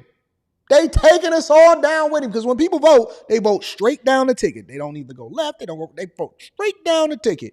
And so what they realized was that, listen, man, we got to get this guy out of here. We got to figure out how to have him gracefully exit, say that he got the vid, sit him over down there with his quilt and his blankie, send him over to Delaware. We're going to get Kamala Harris over there at Boulay. We're going to get her to activate all of the black women in the black community in order to get the diversity, equity, and inclusion politics into the office. And we're going to go at it full steam ahead. They were smart. The longer that he stayed in the office, the better it was for us. But neither here nor there. There it is. That's Van Jones with a tearful apology because Joe Biden picked him out of the puppy pile, and now he's on CNN, and he continues to cry. Every few years, he gives us a moment of tears to help us to understand exactly how much he loves Biden. All right? Let me go ahead and read some of these super chats, and we're going to continue on with the show. Thank you to everybody that support the platform. First, I want to recognize Dylan K.O. Dylan K.O. says, can't wait for the fam to see you, AD. I'm going to be down there. I'm coming down to Houston. We're going to rock out. Thank you, Dylan K.O., for the help and the love on Cash App. I appreciate you, big dog. The Gray Way says, funny how people like you been saying he should step down. And now that he did, same people saying he's noble and doing what's best for the country. Is he talking about me? I'm objective enough to separate exactly how I feel versus what the best strategy is. The best strategy for the Democratic Party was for him to step down. Absolutely. Did I want him to step down? Absolutely not. I wanted him to take the whole party and burn it down to the ground and let everybody fold in with him. You know what I'm saying? Oh, he's talking about Van Jones. I'm assuming that he's talking about Van Jones. Van Jones said that he should step down. Absolutely. Thank you, Great Way. I appreciate you for the super chat. I'm not sure exactly who you're referring to. Mr. Lott says you called it. They pressed the button on all of the ads. The ads resumed immediately, didn't they? Immediately, didn't they, Mr. Lott? Mr. Lott says, this is like when Terrell Owens cried over his quarterback getting criticized. There's a lot going on in these streets. Skinny Boy Django Morrison says, fourth super chat, the Democratic Party is a family. You lying to me. You lying to me. This is about money, competition, and making sure that they get their lobbyists what they need so that they can keep that money flowing. You know what I'm saying? P. Rothstein 216 says, what you talking about with the Q Diddy voice? What you talking about, Q? JG says, they believe all black men are like Van. We'll see in November. Stay blessed, AD. All right, my Canadian brethren, we going to see. Melvin Johnson says Van Jones is going to be Biden's caretaker after CNN layoff. He picked him out of the puppy pile after all. Jay Denoir says he laughing at Van Jones, CNN crying Ninja Network. Mr. Lott is in the building, says he Jodeci crying. Latrell M goes on to say they literally just tried to one-up Trump's assassination attempt. Oh, they're not going to try. They're going to do it. This is a marketing campaign, all right? The DNC hasn't happened yet, but the primaries for the Democrats has already happened. They voted for Biden. Biden is dropping out. This is illegal. We're going to explore that all throughout the week. Skinny Boy Django Morrison says, fifth super chat, thank you for supporting the platform. Let me give you a round of applause. Says, for Joe Biden is crying like a Sith Lord. No, sir. No, sir. Deltrek says, ask Joe about the 94 crime bill with the Clintons. Carolina's own DJ K Smooth is in the building, says, Van Jones up there simping, buck dancing, bootlicking, and emasculating himself even more than he already has without a key, sissies. Brandon is in the building. Shout out to Brandon, says Van Jones crying over Biden, but Biden wouldn't want his kids to go to school with Van Jones' kids. No racial jungle. I don't know. Maybe Joe has changed. Victor Williams Jr. says he got the sniffles in his throat and hold back real tears. You can tell, but he actually wears knee pads. Y'all some wild boys. We got a wild set of chasers in the building. Shout out to Anthony Boom. Anthony Boom says Van Jones acting. He is the only black man crying over Biden. Hunter Biden should be very, very worried. No more pardons or sweetheart deals. Well, I mean, he can get pardoned. Joe is still in office right now, at least until the next year, early next year. You know what I'm saying? Make sure y'all hit a like for the algorithm, subscribe to the channel, and turn on your notifications. Thank you to everybody that continues to support the platform. I love you and I appreciate you. You know we're going to get it in. You know we're going to get it in. BM says, if ever there were a case for going independent, they are making it better than ever before. Tired of these rich men north of Richmond. Y'all better stand up. Y'all better stand up. Serious Black Thought says Van Jones sounds like a good slave. Master Biden done treated me good. I sure gonna miss him. Like Malcolm X said, when Master sick, we sick. When Master sick, we sick. All right? I'm going to continue to read super chats throughout the show. All right, y'all, let's continue to rock out. But Obama, an unlikely thing happened over the weekend. An unlikely thing happened over the weekend, ladies and gentlemen. And I couldn't believe my ears. I couldn't believe my eyes from what I was seeing. Obama didn't necessarily embrace Kamala Harris right away in order to become President of the United States of America. Obama.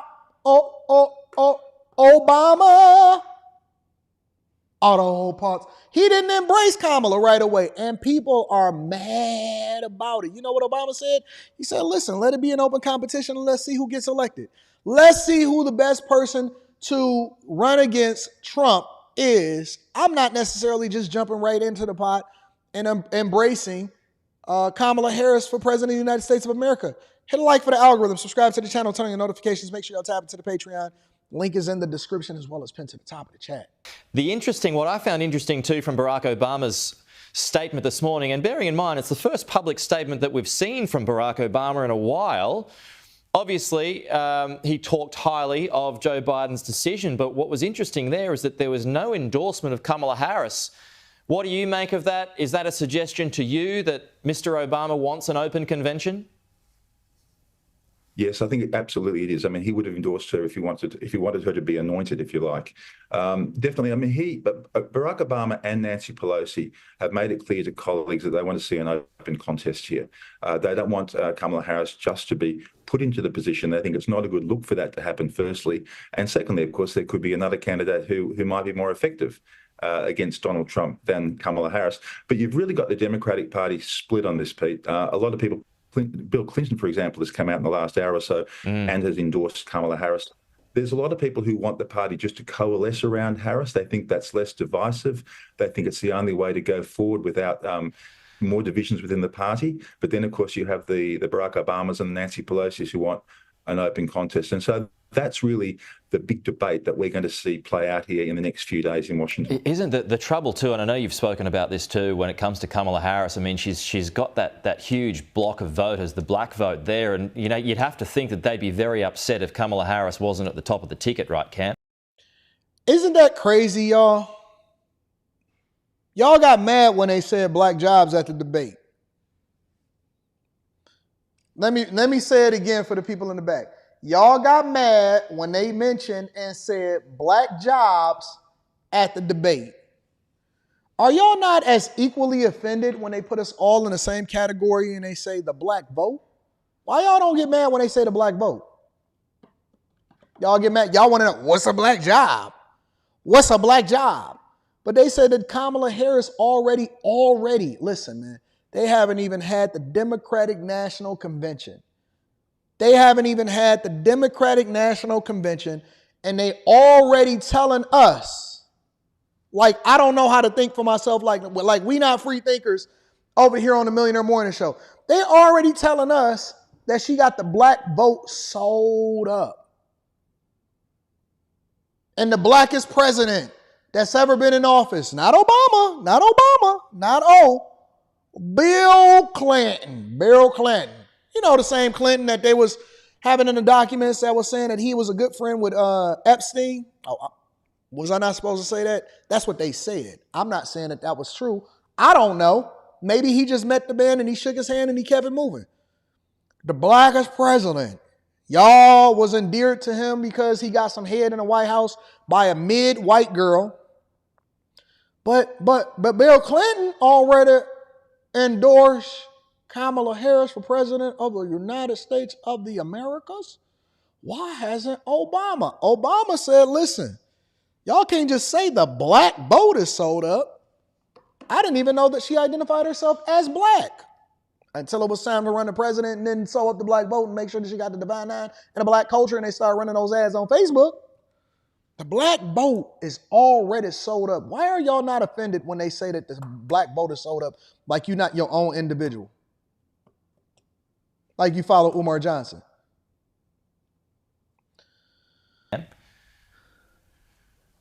That's right. And I think the other problem is going to be if they have an open contest, Pete, is that it won't actually be much of a contest because Gretchen Whitmer, the Michigan governor, who would have been one of the frontrunners, has already said she won't challenge Harris. Gavin Newsom, the Californian government, who would be another frontrunner, has said previously that he won't challenge Harris. So you might have, if you like, an open contest. Two horrible governors, in my opinion. Whitmer in Michigan, who, in my opinion, was in cahoots with the Biden administration in order to get him in office in 2020, which is one of the reasons why you had all of these blue states locking up everybody, preventing them from opening up their business, but was okay with them out there protesting for Black Lives Matters. And Gavin Newsom, quite possibly the worst governor in the United States of America. If you don't think that at some point Gavin is going to run for president of the United States of America, you are sorely mistaken.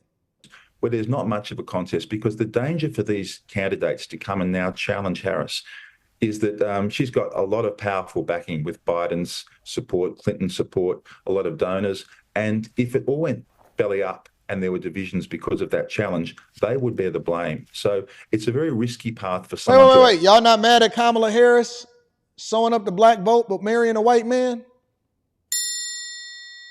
I just want to make sure that we all on the same page, because I thought that blackness was defined by whether or not you actually have your resources going to the community. Is Umar Johnson going to denounce Kamala Harris because she is with a snow hair? Is he? Because I'm looking at this right now. I see 3 white people and 1 Indian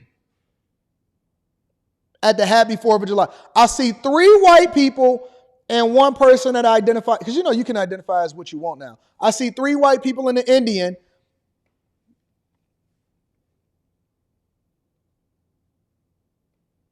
Three white people and an Indian up there. I don't see anybody that Umar Johnson would embrace up there. I don't see it. I don't see anybody that Umar Johnson would embrace up there. What do y'all see? I don't see it. How is she sewing up the black vote? How do y'all just vote based off? Listen, if you vote for her because she has some good policy, which we haven't heard anything. Do y'all realize that y'all have not heard any policy, what her perspective is on immigration, how it is that she would then deal with wars in Ukraine and Vladimir Putin and Russia, and y'all haven't heard one thing, not one thing outside of her talking about abortion rights, which you have the ability to be able to control whether or not you want to open up your legs and get pregnant in the first place. Y'all haven't heard one thing at all. And y'all already said that she's sewing up the vote. Okay, well then, let's keep it. I mean, is Obama wrong? Is Obama wrong that he wants to see all of the potential candidates and what they have to say at the Democratic National Convention and go through the process? I mean, I don't think that that's a bad idea. Actually challenge Kamala Harris at this minute, I think. Yeah, I mean, and the cynics would probably argue too that, they might not want to join the ticket because they might want to keep their powder dry for 4 more years, thinking, well, we don't have a chance. The momentum around Donald Trump is just too strong. There's too much negativity around Kamala Harris. There's the border failures. There's the stories about very high staff turnover, pointing to, possibly fractured scenes behind the scenes as well. So perhaps they think, well, you know what? Let's just leave it for 4 years. Well, that's right, because, there's just 3 months to go. It's enormous effort. Whoever is the Democratic candidate, I just got news, according to the Wall Street Journal, just popped up, says that Kamala Harris is gathering donors in support after Biden's withdrawal, and she's planning to speak at remarks. She's set to deliver remarks this morning at an event at the White House, and let me see what else is going on. She's planning to speak at an NCAA event? What? Vice President Harris is going to speak Monday morning at an NCAA event, scheduled to deliver remarks at around 11:30 a.m. today, Eastern, at an event celebrating the 2023-24 National Collegiate Athletic Association Championship teams, her office said. The event is on the South Lawn at the White House, was previously scheduled and is expected to be one of Harris's first public appearances since President Joe Biden dropped out of the election bid. So we will be covering that this afternoon on the Anton Daniels channel, and then subsequently we'll be breaking it down here on the Millionaire Morning Show. But just keeping y'all up to date on what the plan is. She's going to speak at an NCAA event at the White House lawn while Joe Biden is over there nursing in his blankie trying to get over the vid. There's 3 months to defeat Donald Trump. He is well organized. He's obviously on a high after his convention and the assassination attempt. It's a massive challenge for any Democrat challenger to actually win at this minute. And some of the other candidates may look, we'll let Kamala go for it and perhaps take the fall, and then we can be clean skins and in 4 years' time when there isn't a Trump running against them. Yeah, that's true. Do you have a hunch on who she if it is her, who she might go with as a VP? No, it's an enormous range of choices she has. It's interesting. I wonder whether she's even considered it greatly at this point in time. But so I'm going to try to, I believe that I'm going to try to do a live stream at that time on the Anton Daniels channel. I got to see what my schedule is in corporate America. So make sure that y'all subscribe to my other channel, the Anton Daniels channel.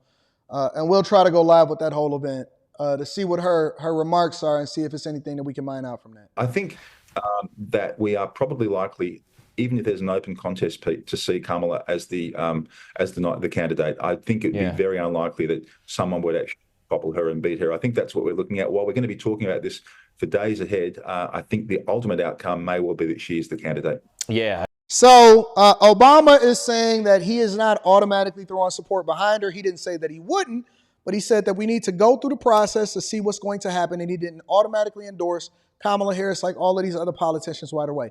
Here's the question that I have for you guys, because I've always mentioned and I've always said, and a lot of people thought that I was crazy, but I've always mentioned and I've always said that Michelle Obama is always somebody that they've had at the top of their tongue, at the tip of their tongue, as far as one of the people that they wanted to participate in the Democratic Party. I'm not so sure that she wants to do it, but they want her there, and I don't believe that she would be a good leader either. However, I'm just telling you what the play is. Anyways, let's continue on with the show. That's Obama talking about what he wants and what he's not going to endorse. Jacqueline Moore is in the building, says, just showing my support. Thank you, Jacqueline. I appreciate you. I don't even know if you've ever super chatted before, but I just want to let y'all know that it doesn't matter what you give. I never asked for it, but I'm always going to appreciate everybody that pours into the platform, because as an independent content creator and a person that brings to you my own thoughts based off of what's happening in the news and in the landscape, whether it's money, politics, right now, politics is a big thing, and we need to pay attention to how it comes back down to the money and how it affects you personally. I always like to say I appreciate you, and I'm going to acknowledge everybody that always continues to support the platform. AL is in the building and says, Obama is right. No one has faith in Kamala. Doesn't matter it doesn't matter whether or not they're going to still get behind her or not. Al Green H-Town is in the building and says, I guess Barack Obama isn't for diversity, equity, and inclusion. Seems like he wants the best candidate for the job. How peculiar. Anthony Boom says, Kamala don't have my black vote, respectfully. Good job being an independent thinker. Leggett says, didn't she say she's exclusively doing things? She's not exclusively doing things for black people. Same thing that Obama said. AL says, besides speaking at the AKA Boule and showing up on talk shows, has she ever done a serious policy speech or succeeded in serious policy execution? Well, we're going to see what she says at the NCAA event this afternoon, and then we're going to go off of that. Molly, all in her drink, she ain't even know it, says, I got your back, Time Dog. Thank you. I appreciate you. I want to remind y'all that we got the Q show tonight on the Anton Daniels channel. We will probably be tackling some of this conversation with other panel members to see what their perspective is. See if they can even hold a candle to Time Dog Anton from AntonDaniels.com. Thank you, Molly, for holding me down. I appreciate you, baby girl. All right, y'all. What else we got to go off of? What else we got to break down? We got another half hour to go. We got at least another half hour. We got to get to the regular news also, right? So this is a story that I think is important to me, and it should be important to you guys, because I've been talking about, and more importantly, post office workers have been complaining about the level of violence that's happening in Chicago. And so I was following this story over the weekend, and I didn't know if I would be able to insert it into this conversation, because we had so much to go over from a political perspective, because everything has been at the forefront all over the last few weeks. But I got to bring this up to y'all, and I got to show y'all this, because the culture is absolutely trash, like I said that it is. And when I say culture, I mean the things that we celebrate the most, or the things that we don't talk about, or the things that we don't highlight, or we don't get behind, but we always want to get behind butterfly eyelashes. We want to get behind twerking. Look, it was a festival. It was called the Riverfront Festival in Detroit over the weekend. And it was so much twerking outside, I couldn't believe my eyes. My eyes was burning. My eyes was burning, because all I seen was women that was twice the weight, 3 times the weight that they were supposed to be, but they were twerking, and they had booty shorts on, and they was barely had any clothes on. I was thought somebody threw acid in my eyes. I said, it's so much twerking on the streets of Detroit. What has happened? And they said, oh, Uncle Luke is here, and Monica, and Young Miami, and some other people or something. Jacquees is here. I said, is that why all of this twerking is going on out here in the Detroit streets? No way that I can have this level of twerking. I did run into a lot of y'all. Shout out to everybody that showed me love on the streets of Detroit. Said what up. Shout out to my dog, Trey Little. I appreciate you also. But a Chicago postal worker was murdered, and they have a $150,000 bounty on the head with any information that could lead to the arrest and the prosecution of the people that did this to her. And I want to make sure that I bring this to the forefront, because we got to protect our ladies and our postal workers. Take a look. Tonight, we are learning new information about a postal worker who was shot and killed earlier this week. Now, you're looking at video of what appears to be a burned-out white Dodge Durango spotted on the south side. Chicago police are investigating whether this is the vehicle they've been looking for in connection to the shooting death of Octavia Redmond. Fox 32's Nate Rogers is following up on this story. He has the very latest. Nate? Throughout the day, grief counselors were at the post office where Octavia Redmond worked out of. This as detectives continue to look into her affiliations and wonder if she was, in fact, targeted. They're also combing through lots of Ring doorbell video that was captured near the scene. White Dodge Durango that fled that scene. New today, a white Dodge Durango believed to be the getaway car in the murder of 48-year-old postal carrier Octavia Redmond, discovered torched here at 89th and South Holland Avenue. It's just shocking. I mean, they're doing their job. This neighbor didn't want to be identified, but told me Redmond just delivered mail to her home. Seconds later, she heard at least 8 gunshots while in the kitchen. And so That's unfortunate, bro. A mail carrier on the job delivering mail. Now, I will give the postal workers and the union members and the people that are the leadership at the post office over there in Chicago, they have been talking about this for years. They have been asking for extra protection. They've been asking for extra resources. They said, listen, it's so difficult to deliver the mail. They robbing us for the mail keys. They showing guns. It's getting progressively worse. Progressively worse. I should have put Brandon Johnson's face on here because he said that these are just large gatherings and we just need to get to the root of the problem. You know, I've spoken to the Archdiocese and we're going to allocate $500,000. We've been studying reparations. And so what we want to do is, and don't extrapolate my words.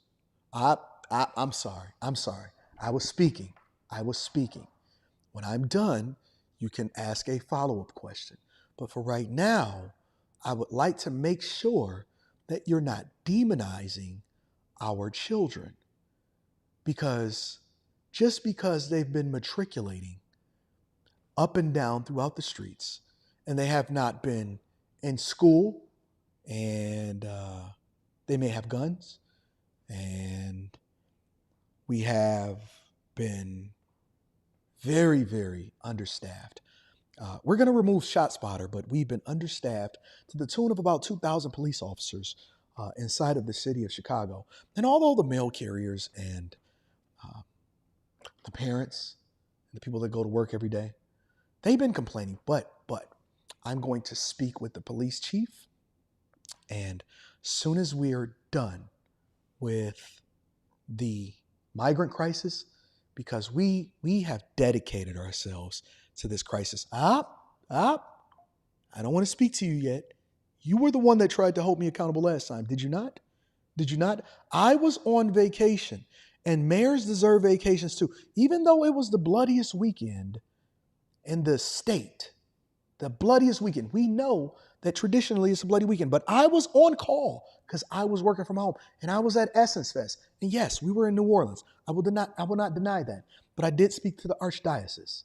And I did speak with our community leaders, and I definitely feel, I'm extending my condolences, and we will do everything that we can to get to the core root of the problem and ask for more money to throw it away on things that don't matter.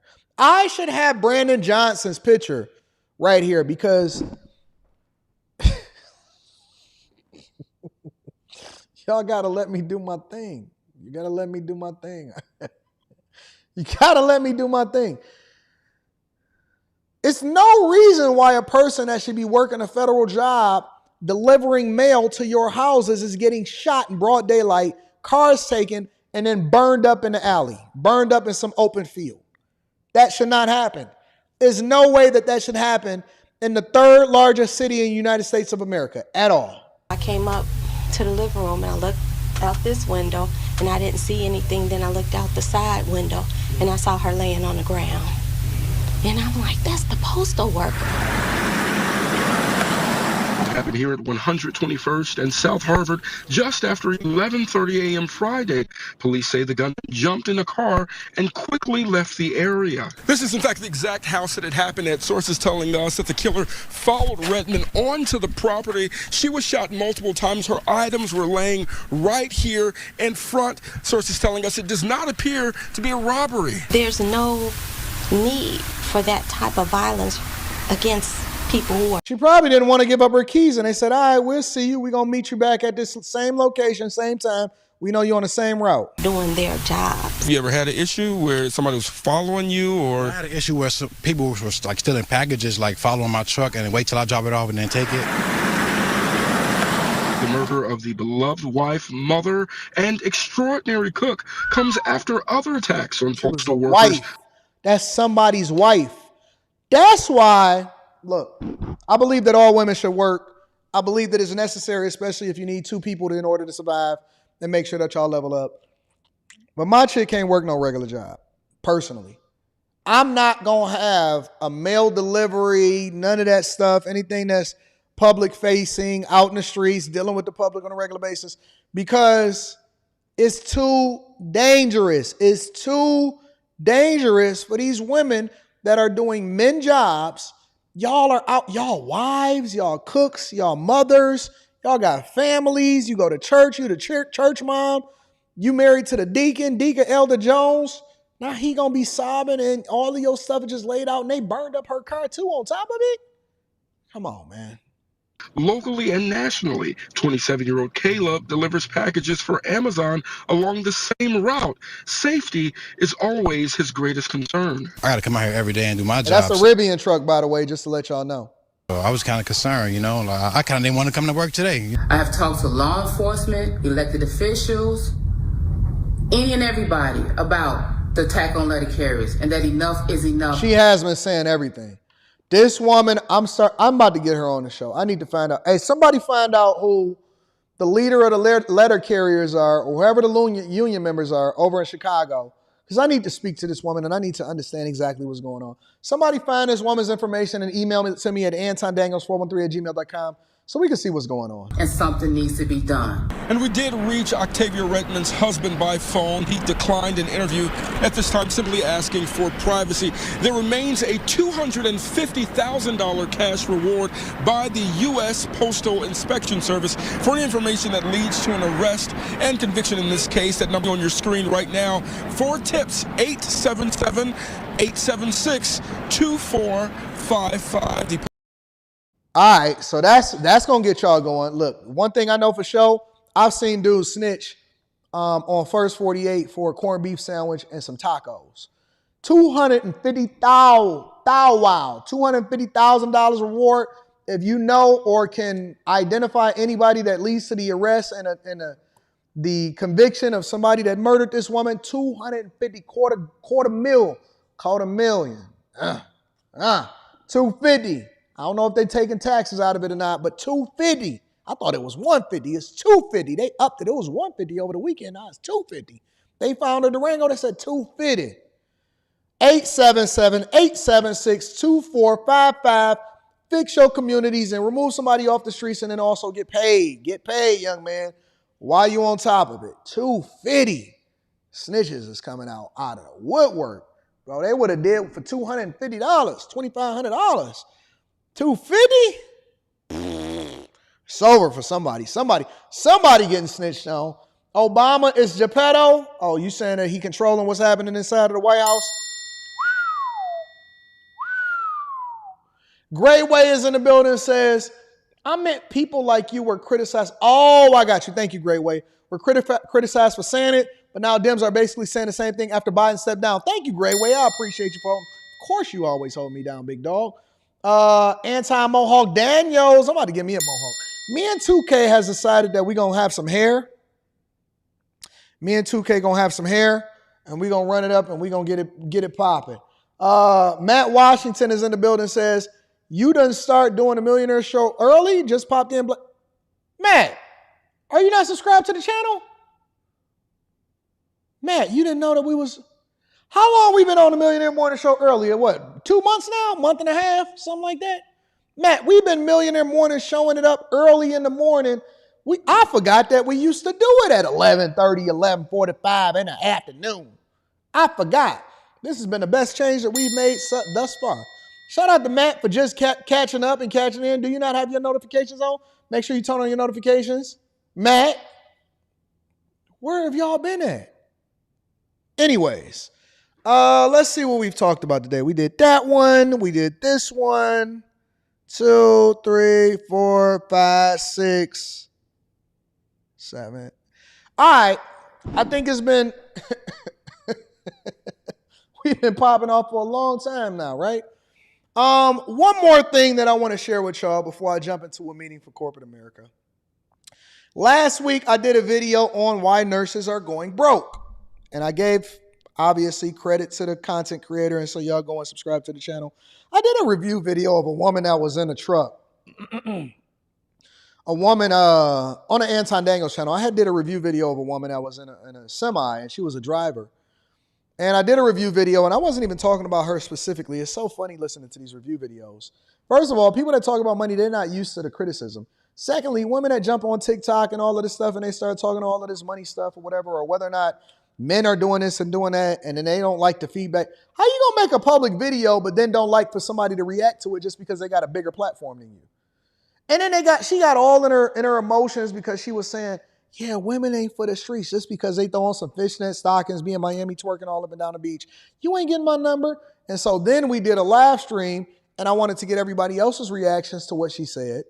And then a guy called in that worked with her and said, she ain't holding it back. She been busting it down for a real one, and she been talking to a married man. Now, I didn't know how true that was. However, he said it. We never brought him on a platform. We never substantiated whether it was true or not. But it's content. People give their opinions. And so as a result, people react to it. And then somebody sent me some stuff that she was typing. She was mad. I'm not going to watch his video, but I know he was talking about me. You was talking about yourself. We just reacted to what you said. Anyways, neither here nor there. That was just a little small rant. I want to get into this video. This was the original video that inspired the video that I reacted to last week of the woman that was basically saying that nurses are broke. Nurses are going broke out here in these streets. And so this was the original video, and she was talking about why nurses are broke despite the fact that they make $100,000, $200,000 plus dollars a year. Let me go ahead and pull my picture back up here because I feel like I'm missing. There we go. A year. And I want to get her perspective on it. And so I thought it would be nice to react to the original video. Her name is according to Tawanda. Tawanda has 16,000 subscribers, 16,600 subscribers as of the live streaming and recording of this video. If you guys like her content, make sure you go and check her out. I love y'all. I appreciate y'all. Let's get into the video. Y'all get on in here because today we got a chat. Today we will be talking about why are nurses broke. I will be discussing 11 of the top reasons that some, in a lot of cases, most nurses are broke. Okay? Let me first start by saying that this is a safe and non-judgmental space. Not on the Millionaire Morning Show. Not on the Millionaire Morning Show. We believe in judging, and we don't believe in safe spaces. We don't believe in safe spaces. There is no safe space. We believe in shaming, judging, using this as an example to illustrate why you should or shouldn't. But we also give credit where credit is due. Shout out to Tawanda. This space is safe and non-judgmental. Today, I am going to be ringing the alarm. Literally. Talk about it, girl. Ringing the alarm on why nurses are broke. Okay? I had the pleasure, the absolute pleasure of speaking to a subscriber from this channel. She emailed me. She shared some things in that email, honey, and we needed to chat. Okay? She has given me permission to discuss her email and our very extensive conversation. In that email, she shared with me that last year, 2022, from January the 1st of 2022 to December 31st of 2022, she grossed $182,000. Now, she's saying that this woman that she was talking to said that in a 1-year period, from the beginning of the year all the way to the end of the year, she grossed $182,000. Let me ask y'all a question. Is that a sufficient amount for y'all to actually be able to take care of business, pay off your debt, not increase your lifestyle, maybe pay off your cars, pay off your credit cards, get yourself on good footing for 1 year? This is not the first time that they're nursing. This is a year in which they made a lot of money. I don't know if there was a traveling nurse. I don't know if they made a lot of money in overtime. Regardless, nurses are largely considered people that get to the bag, and it's a lot of women that get into nursing. It's a lot of guys that get into nursing. One of the things that I did inside of the Patreon, make sure y'all tap into the Patreon and look at nurses. Type into the search bar nursing once you join my Patreon. I had 3 different male nurses come on the platform, and I coached them through, and they managed their money effectively to where they literally paid off their debt. They taking care of business. They have investments. Most of them don't even have a house because they travel so much that they live on the road that they just keep their stuff at their parents' house, or they keep their stuff, or they sold majority of their stuff and they keep the rest of their stuff inside of their parents' house for whenever they come back for the holidays or whatever. But they have a huge portfolio. They have real estate investment properties. They have properties that are paid off, and they just get into the bag. And so they gave the whole blueprint of how you can get into the nursing field fast and all of that. And so I did an exclusive live stream just for the bag chasers with them a while ago. So it's so many gems and everything like that. Type nurse inside of the search bar when you join the Patreon, and that video will come up. But how many of y'all will be able to survive and thrive, not just survive, but thrive and put yourself in a great position making $182,000 a year? Y'all heard me, okay? She grossed $182,000 last year. That's the amount of money that you make before deductions and before taxes. She killed the game last year, you all, working agency and travel nursing. She absolutely killed it. I agree, Molly. However, at the time of our discussion, which was June the 3rd of this year, June 3rd, 2023, she shared that her bank account was $283.59 in the negative. She didn't just say the bank account is only $280. She said it's $280 in the negative. That means she got a couple of overdraft fees on top of that. How? I tell people all the time, and they cannot believe it when I say the statistics. When I go and I pull up the data and I say, listen, the majority of people that make over $100,000 a year, let alone $180,000 a year, $200,000 a year, $250,000 a year, and I tell them all the time, and I said that the majority of people that make this, over half of people that make this are living paycheck to paycheck. They are waiting for the next hit, waiting on their next direct deposit to is nurses that make $200,000 a year that get payday loans, and you wouldn't believe it. Nurses that make $200,000 a year and they get payday loans, $600 increment payday loans. They got Klarna, Afterpay, credit cards. They're going to be riding in that Nissan Altima. They may even have a little baby Benz. They're going to get to the money, but they are absolutely positively broke. Being broke has nothing to do with how much money you make. Being broke has to do with how much money that how you manage your money. That's what broke is. It's people that make $50,000, $60,000, $70,000 a year that have a greater net worth and know how to manage their money more effectively than people that make $180,000 a year. Because just because you have the skill set doesn't mean you have the business acumen or the financial literacy to force yourself to be responsible. And a lot of times, and I tell people this all the time, that you got to pray for character, you got to pray for understanding, you got to pray for wisdom, you got to get all of these other tools, because when you then have the talent or you start to get to the money, it's not going to carry you into the spaces. Your mistakes are going to be 10 times larger because you have more to play with, and money doesn't make you a better person. It makes you more of what you already are. Let's continue to what she's saying. After making $182,000 last year, her bank account was almost $300 in the negative. Like I say, this is a safe and non-judgmental atmosphere because I've seen this happen to nurses, to doctors, to lawyers. Doctors are bad with their money also. Very, You know, people that you walk past and you would think that they don't have a financial care in the world. I've seen that happen over and over again. So the first thing that I did with her was not just look at what she grossed. Reading that super chat I wanted shortly. her to realize what she netted, the amount of money that was actually deposited in her bank account.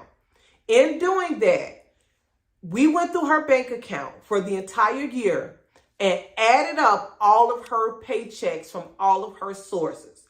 And in doing that, we figured out that she had actually brought home slightly over $140,000 last year. And 6 months later, she was living paycheck to paycheck and her bank account is in the negative. Okay?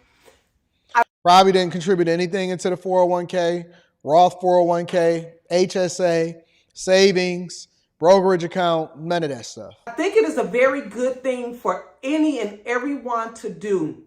Not just know how much you make, not look at your W-2 form at the end of the year. Because I know many of us look at our W-2 form at the end of the year and be like, where the money reside? What that money at right there? And that was a huge eye-opener for her to see that she had brought home that much money and had nothing. To some reasons why nurses and other people in the world are like really broke.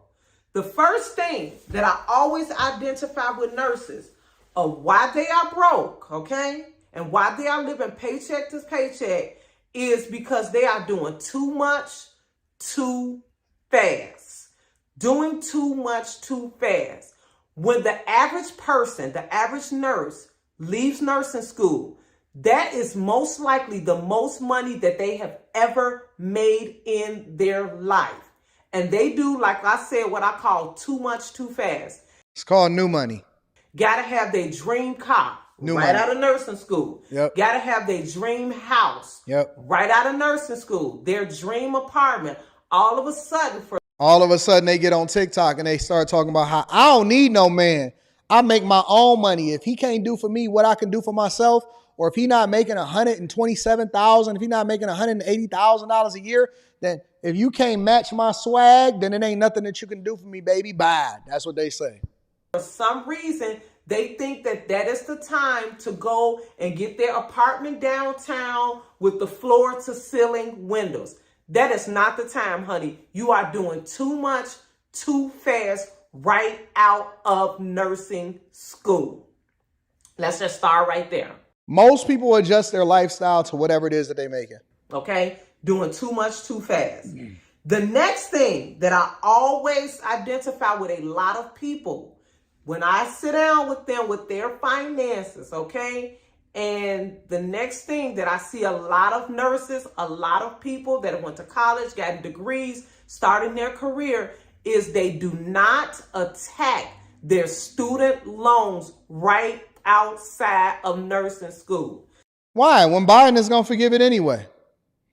Biden paid the cost. Taxpayers is going to forgive it anyway. Why pay they student loans off when they could just sit there and say, oh my God, the cost of living is so high. They could just defer it. Most people just believe and they could just make payments. They don't look at the interest. They don't look at none of that stuff. We just going to make payments. We just going to chill.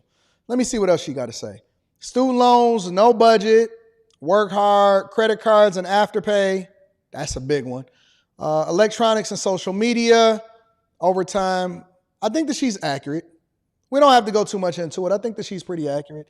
The fact of the matter is that it's all lifestyle. That's what it comes down to. Most people have a difficult time adjusting to new money. And when I say new money, I mean that I was very blessed to go broke and to make a lot of money when I was 18 because I had to learn a lesson and suffer as a result of it by going broke in 2007, 2008 during the recession, and it wasn't no opportunity. So then when I got money again, I said, listen, I'm not adjusting my lifestyle. I'm not moving out of where I'm moving out of. My father is the head maintenance guy at this facility, at this apartment complex. We living here for free. They living there for free. We just going to stack up. We going to run it up. We going to throw every single dollar that we have. Yeah, we did the little vacations. We got a little car here and there, but we didn't go and buy exotics. We didn't go and buy big cars. We bought little cars. We bought nice cars. We bought stuff that was dope, but we stayed. We probably spent less than 5% of our budget. Money was booming from businesses. Money was booming from corporate America. Real estate money was really, really getting it. Real estate was cheap back then, really cheap. Interest rates was nothing. And so we basically just put every single thing that we had over the next 10 years into everything. And then when my father passed away in 2017, they was like, all right, we about to start charging you rent. I was like, well, if I got to start actually paying for something, then either I'm going to live in something that I already own, or I'm going to go and actually get what I want because I can start showing that money. You know what I'm saying? So, and I did. I would buy stuff. I would buy before we actually started showing money. I owned some Rolexes, but I understood that the value of those Rolexes was going to continue to appreciate, and they would keep up with the rate of inflation, and they held their value. I would buy nice things as a milestone moment, but I didn't really spend no money on lifestyle things. I just kind of chilled and I let it rock out. So I guess the point that I'm making to y'all is that once you get used to having money, it's almost like people need to get it out of their system before they start to actually make the investment into themselves. But I would actually advocate for you guys to be a little bit more careful, and that if you around a group of people that's actually going in the direction that you're going in, then you won't move that type of way. So I'll give you an example. If you're around a bunch of people that's always popping bottles and spending money and going on vacations and all of that, you're more than likely going to be influenced by the same thing. And so you're going to start to live your life similar to how they live their lives, and it's not going to be fruitful for you. But if you're around a group of people that's actually very, very careful, and they're focused, and they dedicated, and they trying to get this certain thing off, and they, more likely are more likely to put money into their brokerage account, put more money into their investments accounts, take care of business and all of that stuff, then you're more than likely going to adapt to that cultural norm, and that's going to be normal for you. You're not going to have to show a bunch of money in order to impress people, because ain't nobody going to be impressed.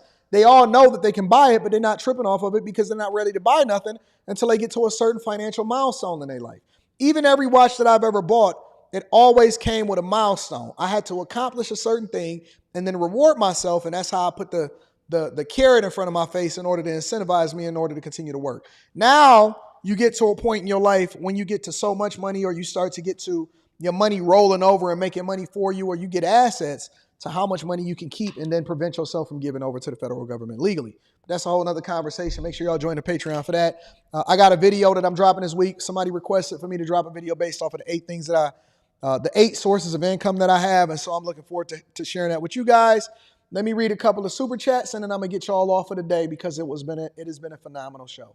AL says, Biden dropping out this late shows how bad of a leader he is and selfish.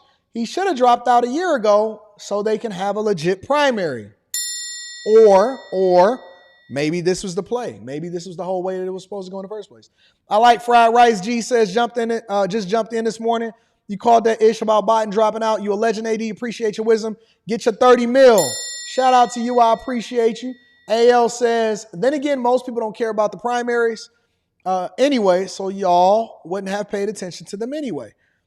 Essentially, they're doing what they would have done anyway, but in public. I agree, 100%. Shout out to my dog, AL. Miss Crow T. Shetty says, total facts, AD. Thank you, Miss Crow T. Shetty, for looking out for me. P. Shank in the building says, shout out to and good morning, Anton Daniels and the Millionaire Morning Show. Good morning, P. Shank. Wealth Building Journey in the building says, pro tip, invest your W-2 money, live off of the returns on a budget. The secret way to getting wealthy is buy assets over time that cash flow, #real wealth. Well, you got to get rid of the debt, because if you need the money in order to survive, it's going to be difficult for you to invest. That's the caveat. Anyways, shout out to the Wealth Building Journey. Shout out to everybody that was tuned in today.